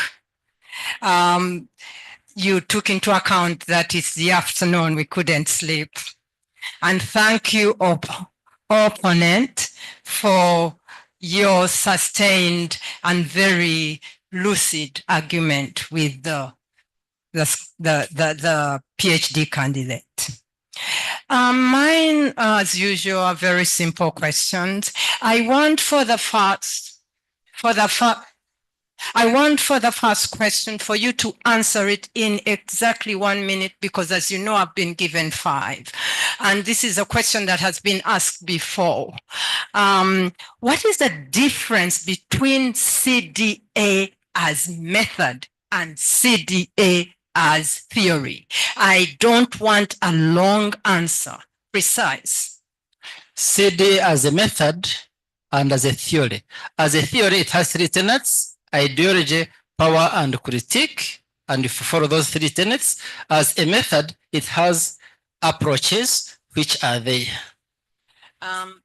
What's the difference between approaches and theory? A theory has tenets and arguments.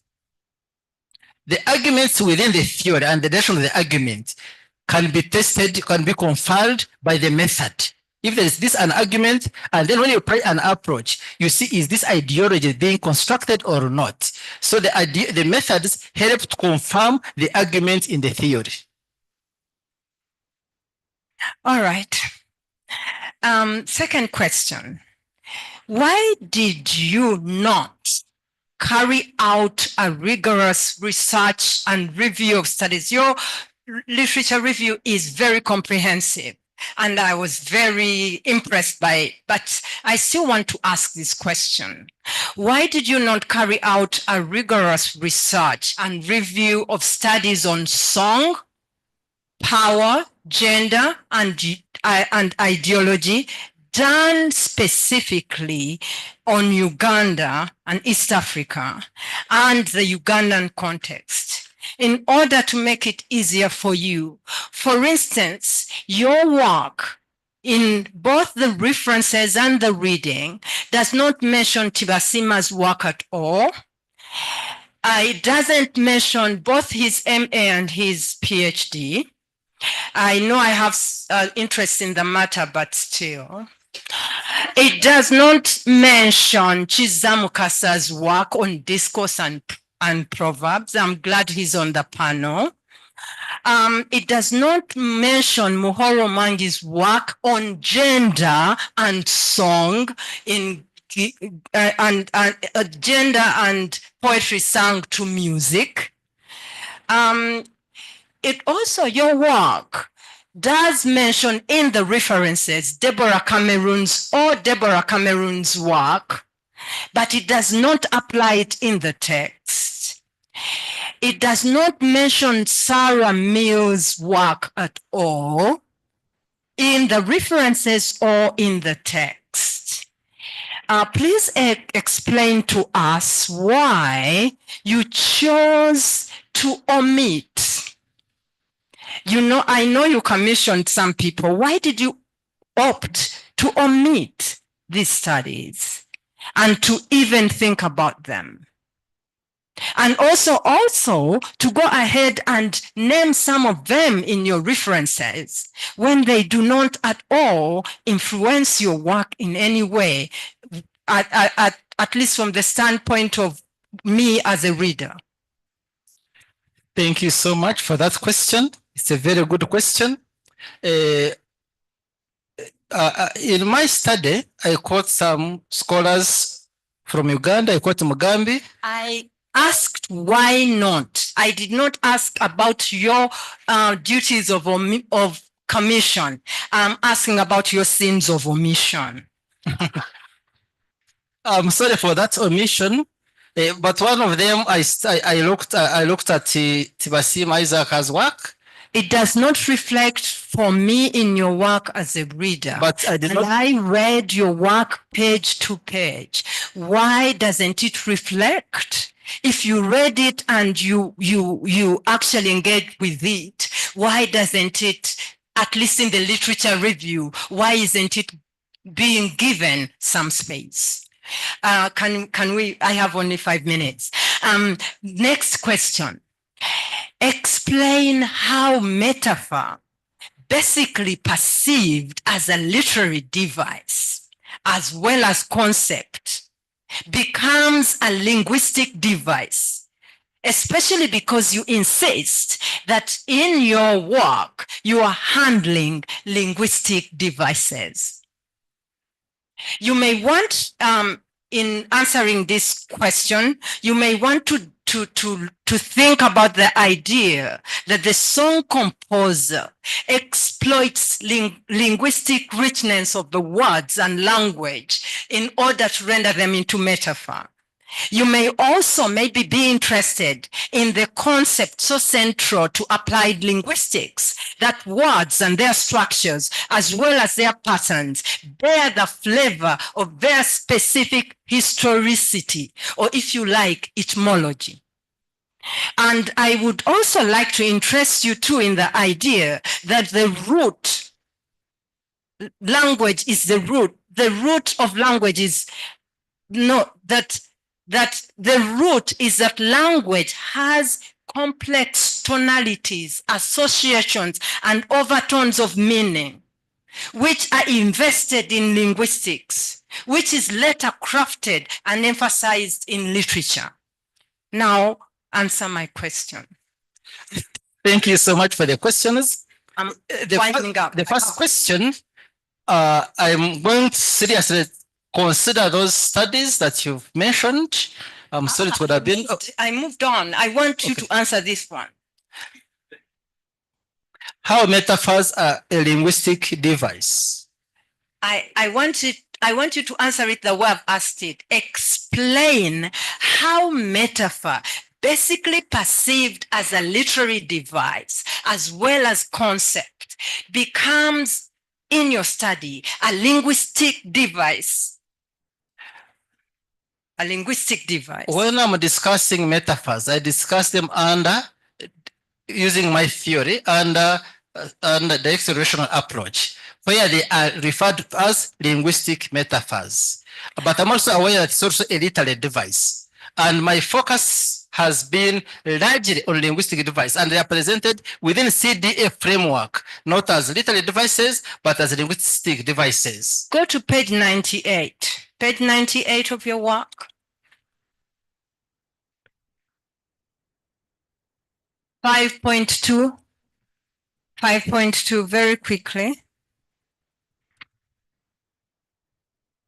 You say use of metaphors, right, as a linguistic device. And then you say analysis of Runyankore-Rukiga marriage songs reveals an extensive use of metaphors to enact gender power relations in several songs. But you do not explain to us how they become linguistic, how they become a linguistic device. So I want you to think about that. Yeah, because we don't have time. And also, you take this book because I think because you love your work so much. Sometimes you talk about images when you mean figures of speech, and you talk about figures of speech when you mean images. So I want you to go and think about the difference between this. And sometimes you talk about metaphor. Page 99 and page 101, don't go there now. You talk about metaphor when you quote for us simile. You go ahead and give us 8 similes and you call them metaphors. Emmy. And you knew that we would read your work as from literature. What do you want us to think? Last question before they throw me off the stage. There are actually 2 questions. One you will keep. This one is, what patterns, I want you to keep this one. What patterns of language usage emerge in your findings? For example, why do the verbs go? I won't attempt the Rukiga pronunciation. The verbs go. The phrasal verbs go away, the verbs leave, the verb take. Why do they keep occurring as used of the woman in the context of a marriage songs and not used of the man, right? I just want you to, the patterns that emerge in the songs, because I didn't see them when I tried to read the book. Now, the one I want you to answer. Page 201.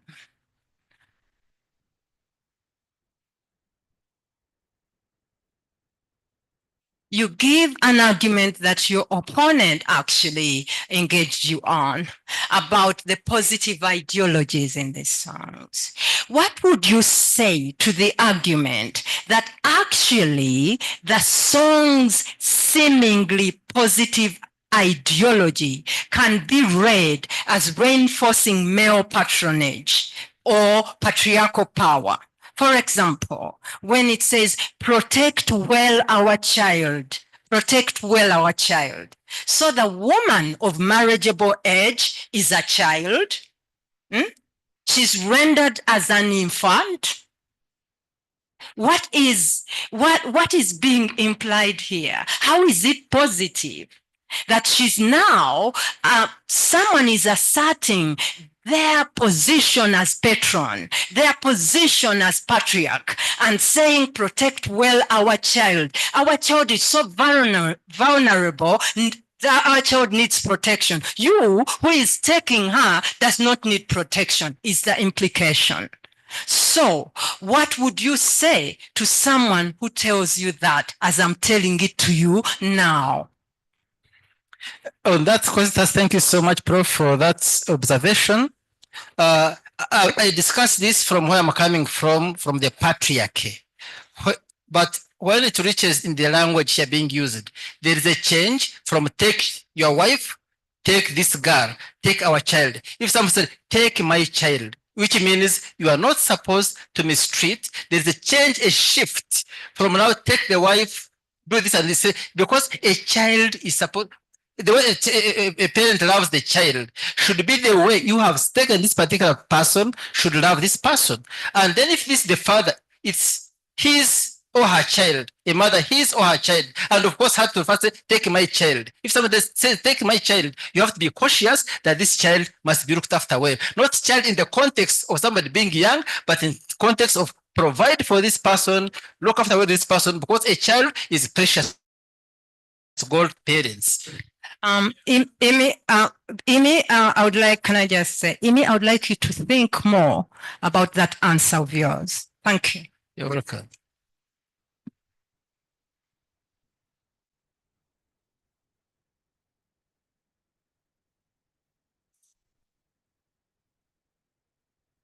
The panelists for the engaging 5 minutes that were given to you with the candidate. They call it by B.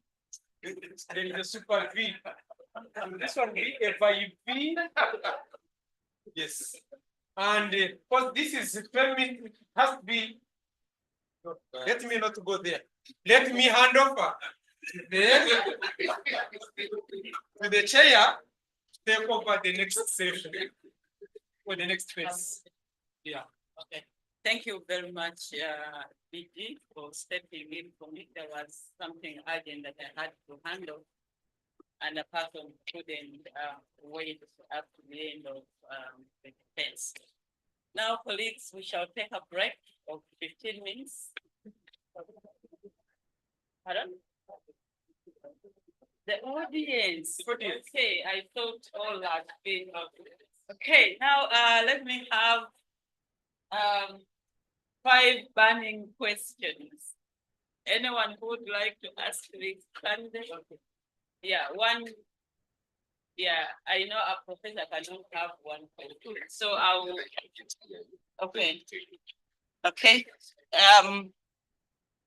I'll now ask the audience to interact with the candidate, and I will begin with Professor DiPio.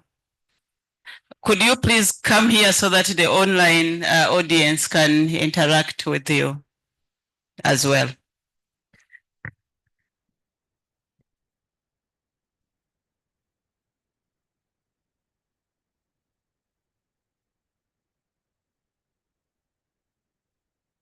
Thank you very much, Emmy, for your interesting research. In the interest of time, I'll be very fast. I would like to ask you about this song, since you talked about context changing. Have there been, evolving songs over time? Because in your presentation, I didn't hear that. And when you talked about the, are there counter songs that the women sing to subvert patriarchy and power? Because you are dealing with issues of gender not being necessarily, tied to women. I also want to hear when you say that the larger percentage now are songs that are just entertainment. When the key reader made that comment, they are entertainment. What does that mean? Are there no gender issues in what appears to be, just entertainment? Because that's how you dismiss them. Thank you. Because in popular songs, there are so many issues of gender. If you listen, thank you.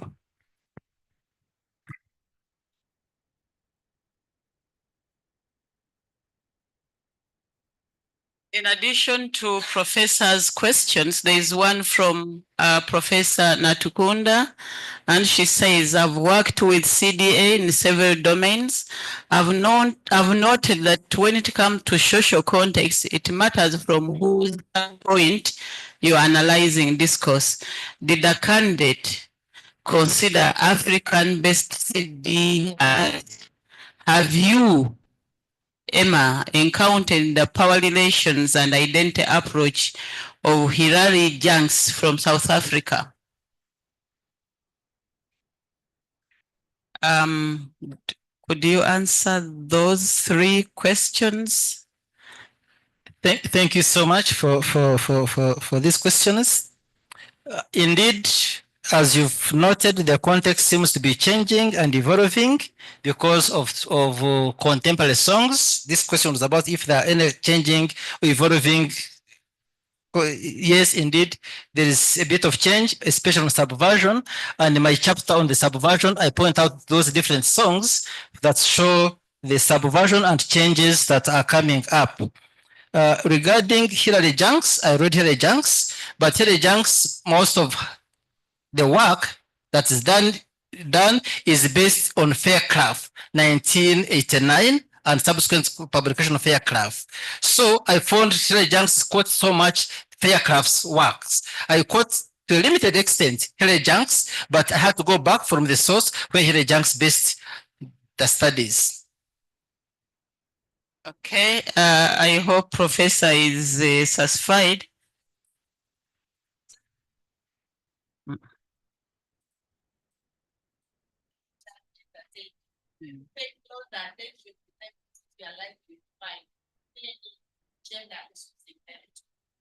I'm going to revisit them and I pay attention to whether there is something, or rather whether they indeed construct gender identities, because I still have them.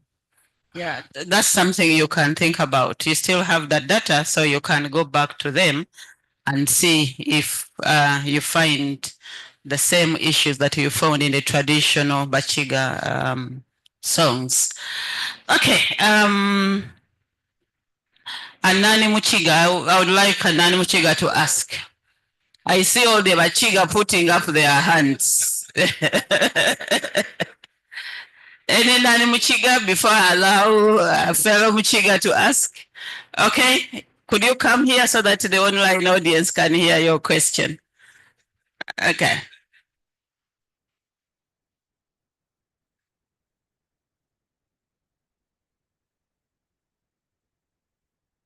Thank you, Chair. I am Richard Asaba from the Department of Gender Studies.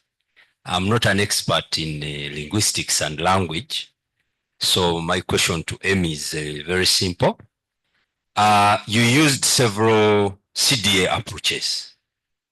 Now, in terms of revealing the gendered power relations in these songs, which one did you find very useful and why? Thank you, Chair. Thank you very much. Could you quickly answer that in 1 The one that is most useful is discourse historical approach that looks at challenging ideologies and correlations. The why bit is not coming out. The why of it is because it constructs so much on the ideology. Okay. And gender construction has a lot to do with ideology. It's among the CDA approaches, one that looks at ideology, but also it was the most one because it's one that actually used for the of objective 3 because it tackles ideology, especially on the construction. Okay, thank you. Yes, Etienne. Very brief. Thank you so much, Chair. My brother, Rwomushana, I have one, I don't know whether it's a question. I want you to react. I could have maybe listened to the theme songs which you're studying.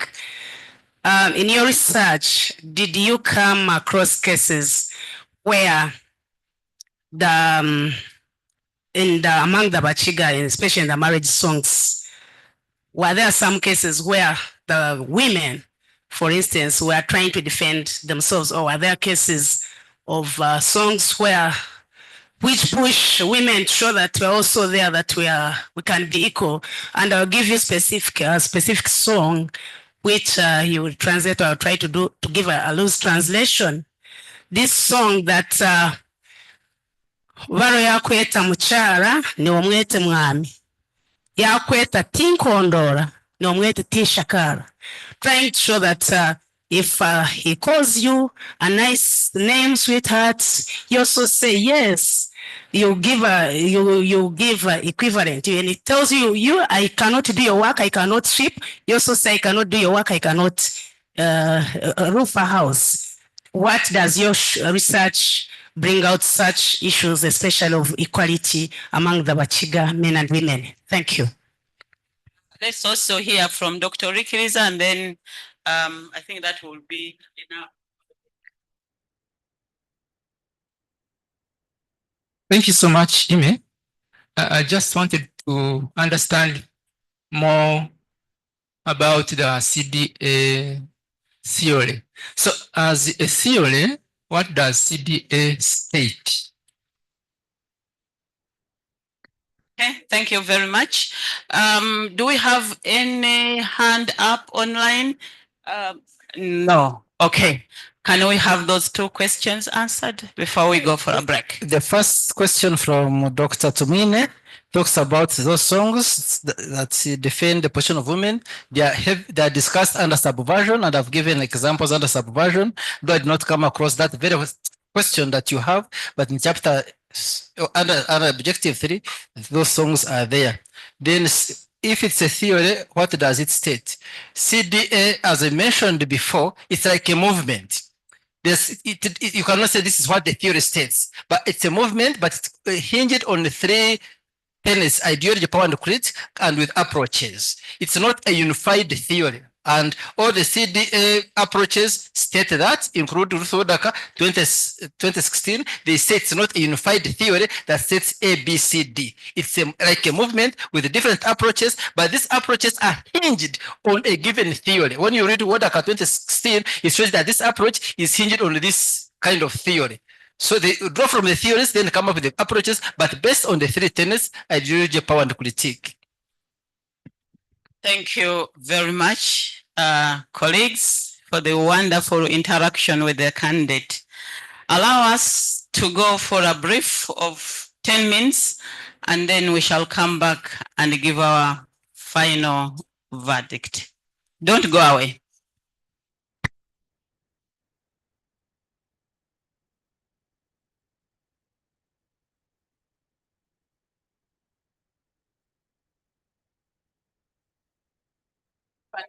So that they keep entertained.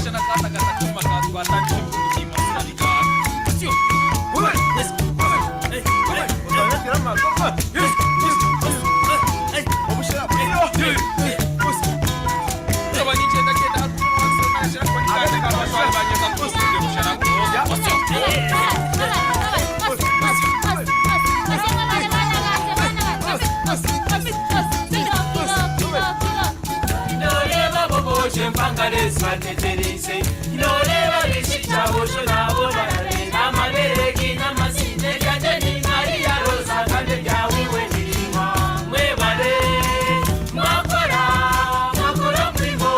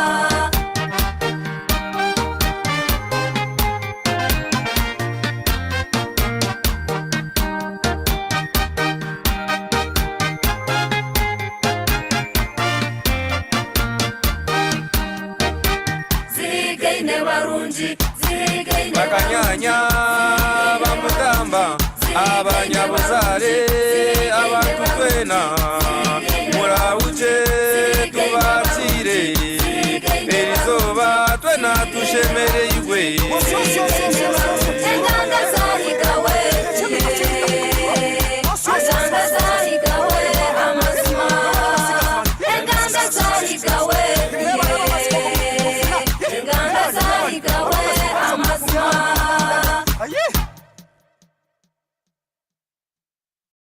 Nyamunyonye gwire bojo Nyamunyonye gwire Egwiro mwanya marejo Nyamunyonye gwire Gwiro wanya marere Nyamunyonye gwire Nyamunyonye gwire mpangare Nyamunyonye gwire Egwiro mwanya marere Nyamunyonye gwire Gwiro wanya marere Nyamunyonye gwire Mwebaze gwire ni bwaba Nyamunyonye gwire Omusika rwa mujo mwana we Nyamunyonye gwire Gwiro wanya marere Nyamunyonye gwire amutwere yange itwara amutwere yamusomweye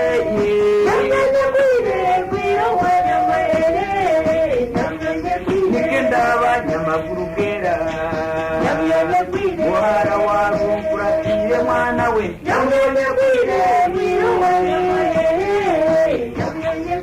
orabo tamanyi wabo nimushanjo wa nyoko shenge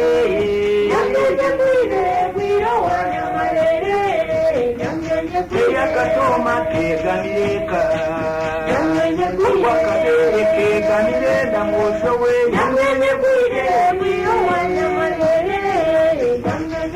amutwere yamusomweye ekwa bojo twaherera omwana we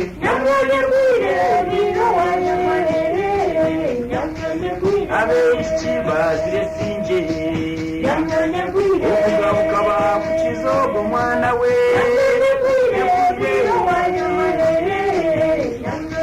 yamunyanya mwasiredo yagamba kuyazirire mwojo we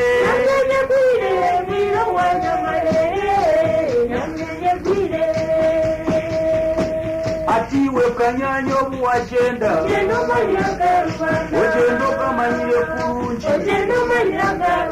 eroko gendiwe kanyanya iroko gende kwigirwabo ogenda okamanyire kurungi manyarubanda tihagibwa yagibwa obwenge kendaba agibwa obwenge keigesi obuloni babubale myate enyama babaliro mu rwata leba banyokozaro batine nabashozarabo batine ogambe kano osigirenda manyi omwizino wanyu nawundi ewe kanyanya ogendeje mwana wa mawe ogendeje mwana wa mawe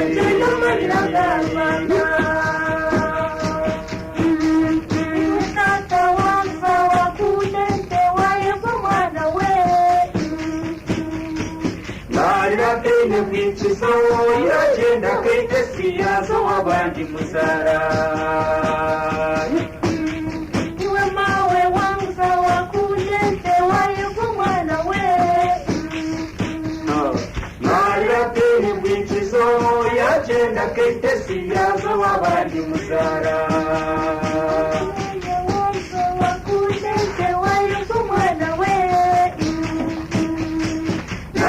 Kenya kichizo yagenda keitesiyazo abandi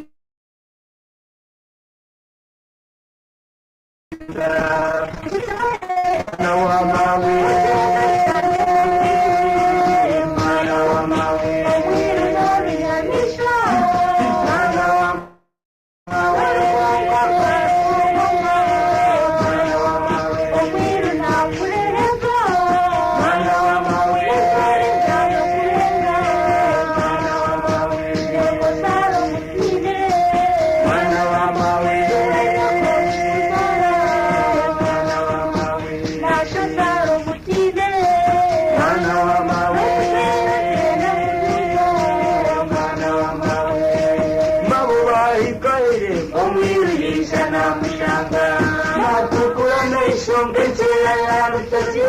abumbatiza musingana nashorenda kurwana kireba mbabo bayikahere omwirisha namushanga natukura neishonkekera yarutakirwa abumbatiza musingana nashorenda kurwana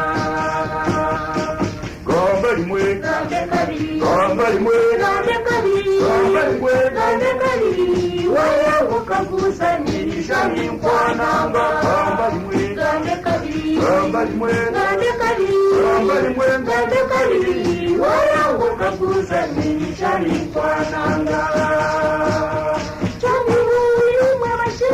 ohumuleni bigenda ohumuleni kwe batwaza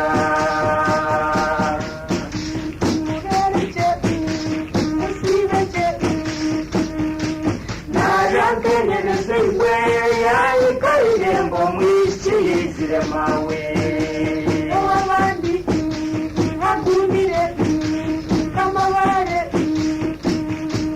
narangenyerezwe ariko irembo mwisi yizire mawe yego mwisi yumure mawe batashiri batashame waza uhumuruka nyane narangenyerezwe ariko irembo mwisi yizire mawe nakanyanya kundika otaridonda narangenyerezwe ariko irembo mwisi yizire mawe yale y'abakenya deri kizumera oluce yotahe oyondeke yawe kiteso wanyamarere yizire mawe yizire mawe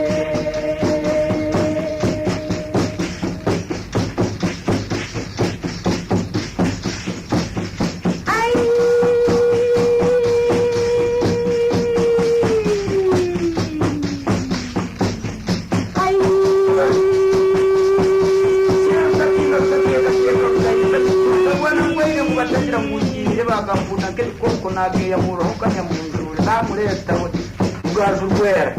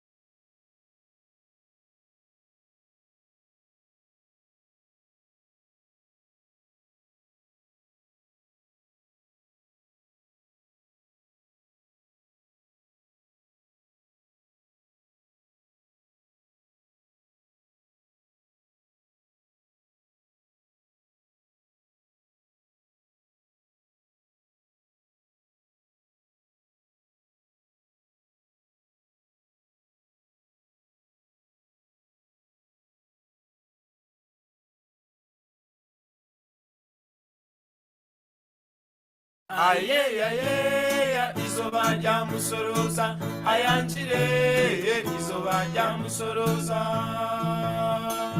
ayeyayeya izoba rya musoroza ayanjire izoba rya musoroza mwana wanje kugambire izoba rya musoroza nyamonyo kwegureribwa izoba rya musoroza nyamonyo kwegureribwa izoba rya musoroza mwishi wakurashebwa izoba rya musoroza choiromo bakutwale izoba rya musoroza ozeyo yombechagawe izoba rya musoroza ayeyayeya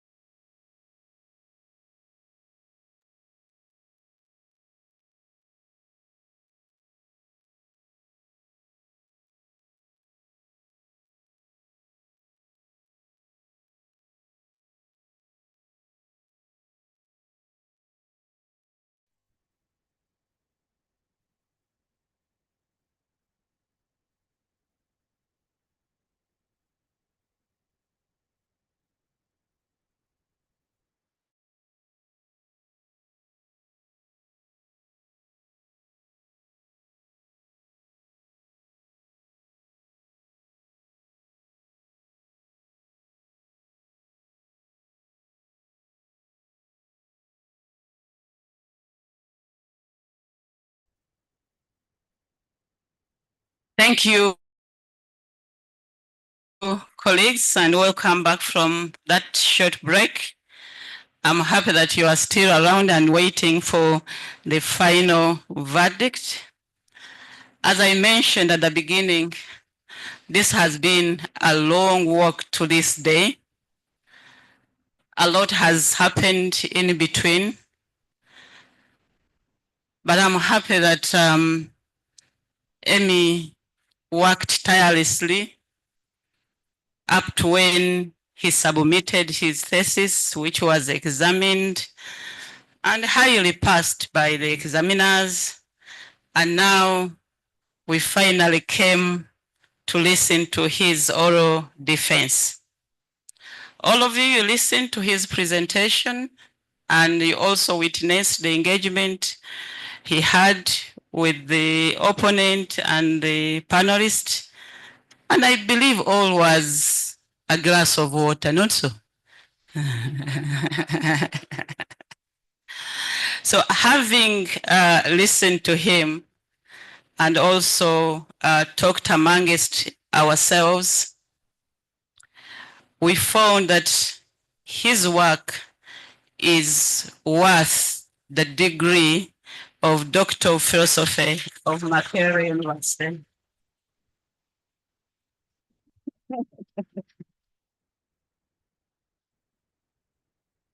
Yes, I guess, the wife to give him a hug.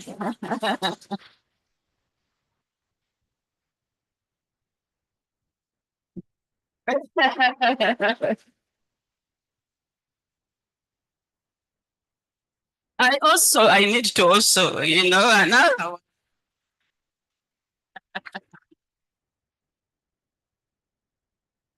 Congratulations, Mr. Rwomushana. I'm extremely happy, and you know why? Because I've always longed for this day, and I've always wished that you do this thing and get it out of the way, and here we are.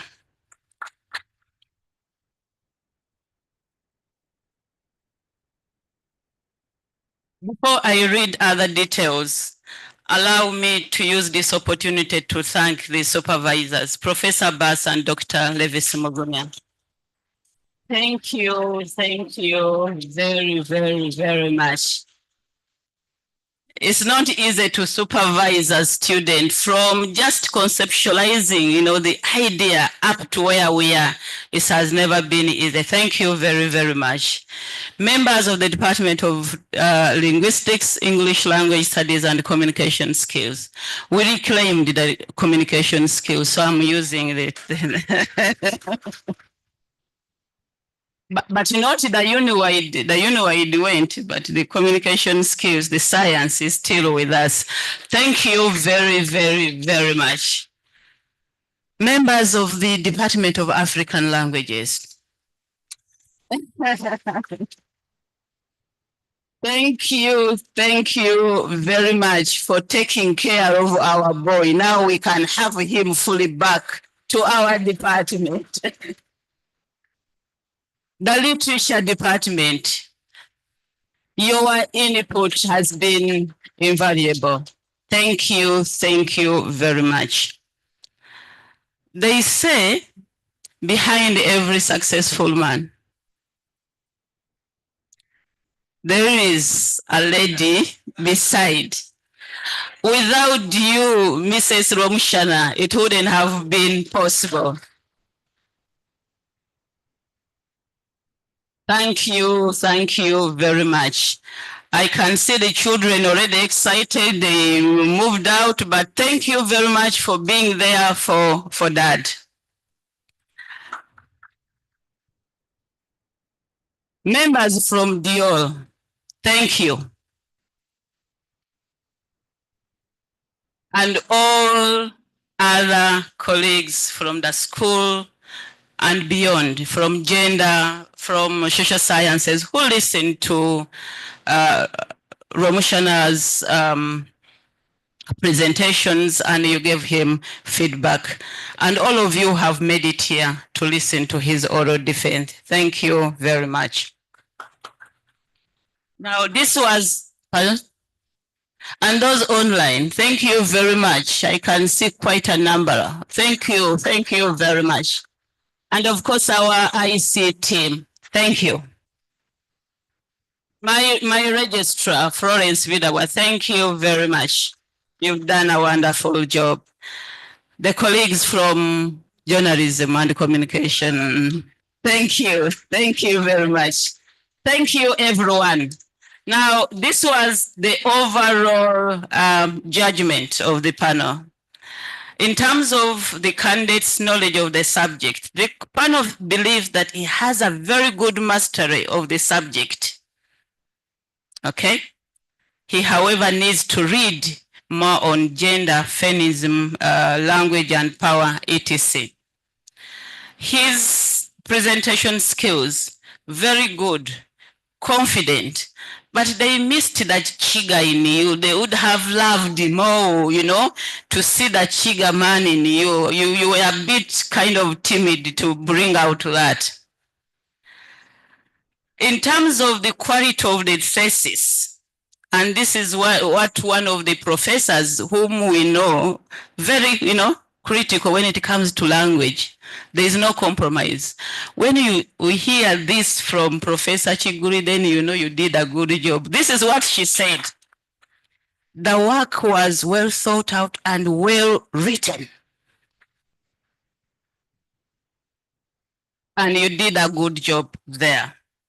And you were well anchored in literature, which is not your mother subject or area of specialization. Your response to questions, fairly good. In Uganda, I would say, bimu byakuyinze.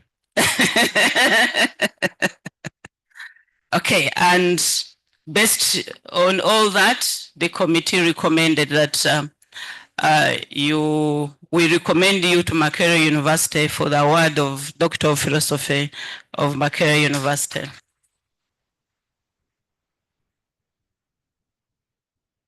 There are quite a number of areas which the committee is suggesting that you improve on. Thank God that you still have time to the next graduation, although we are not going to give you the entire year to work on these corrections.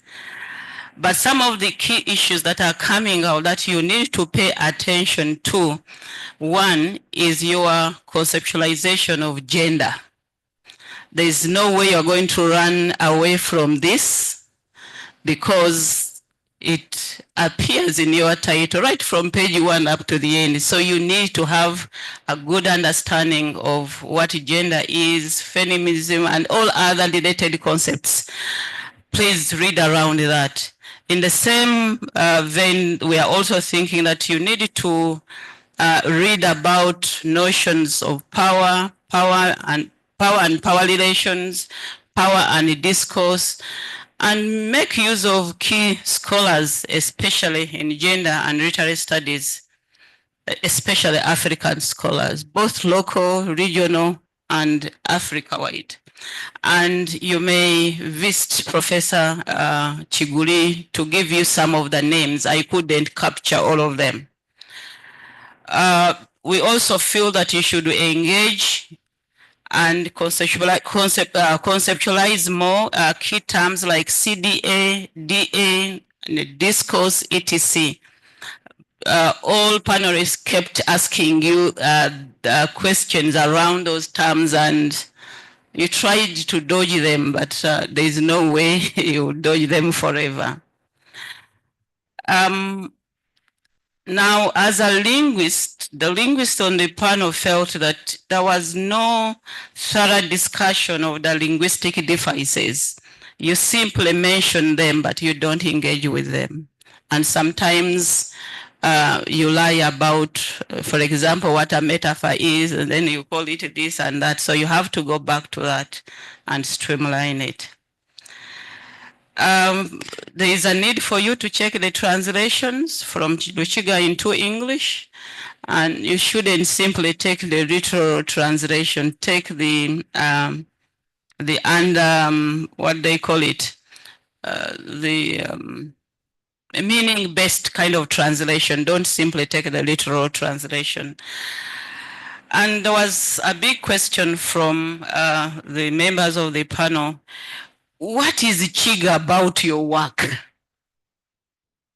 Apart from mentioning it in the title, where is the Chiganess, if I may put it that way, in your work?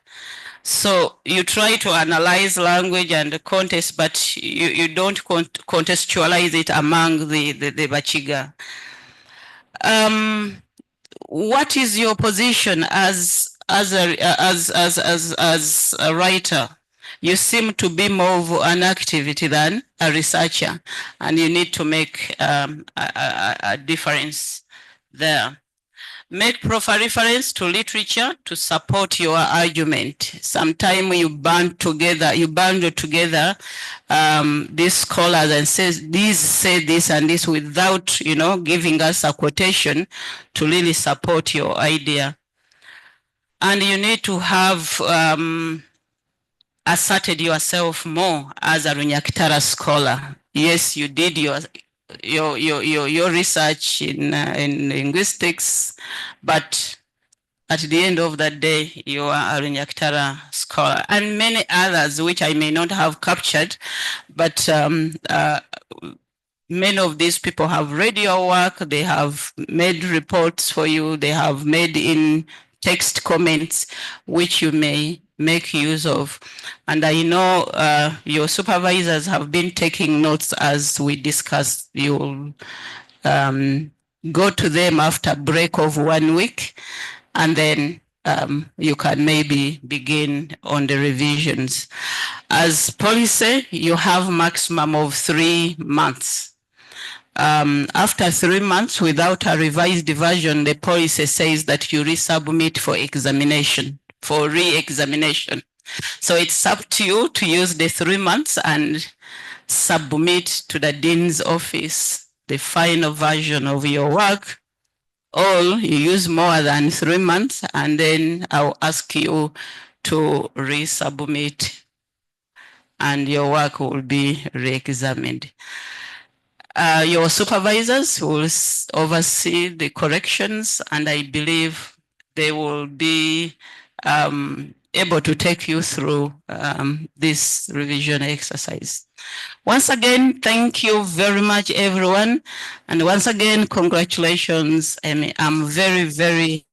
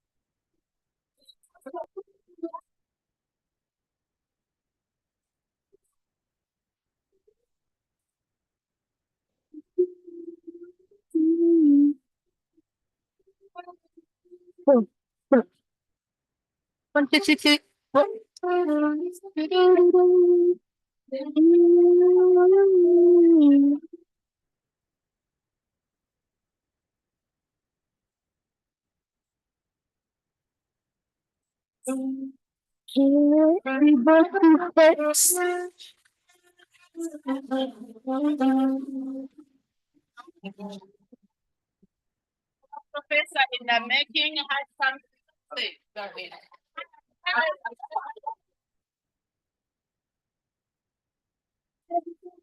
Anything to say? Hey?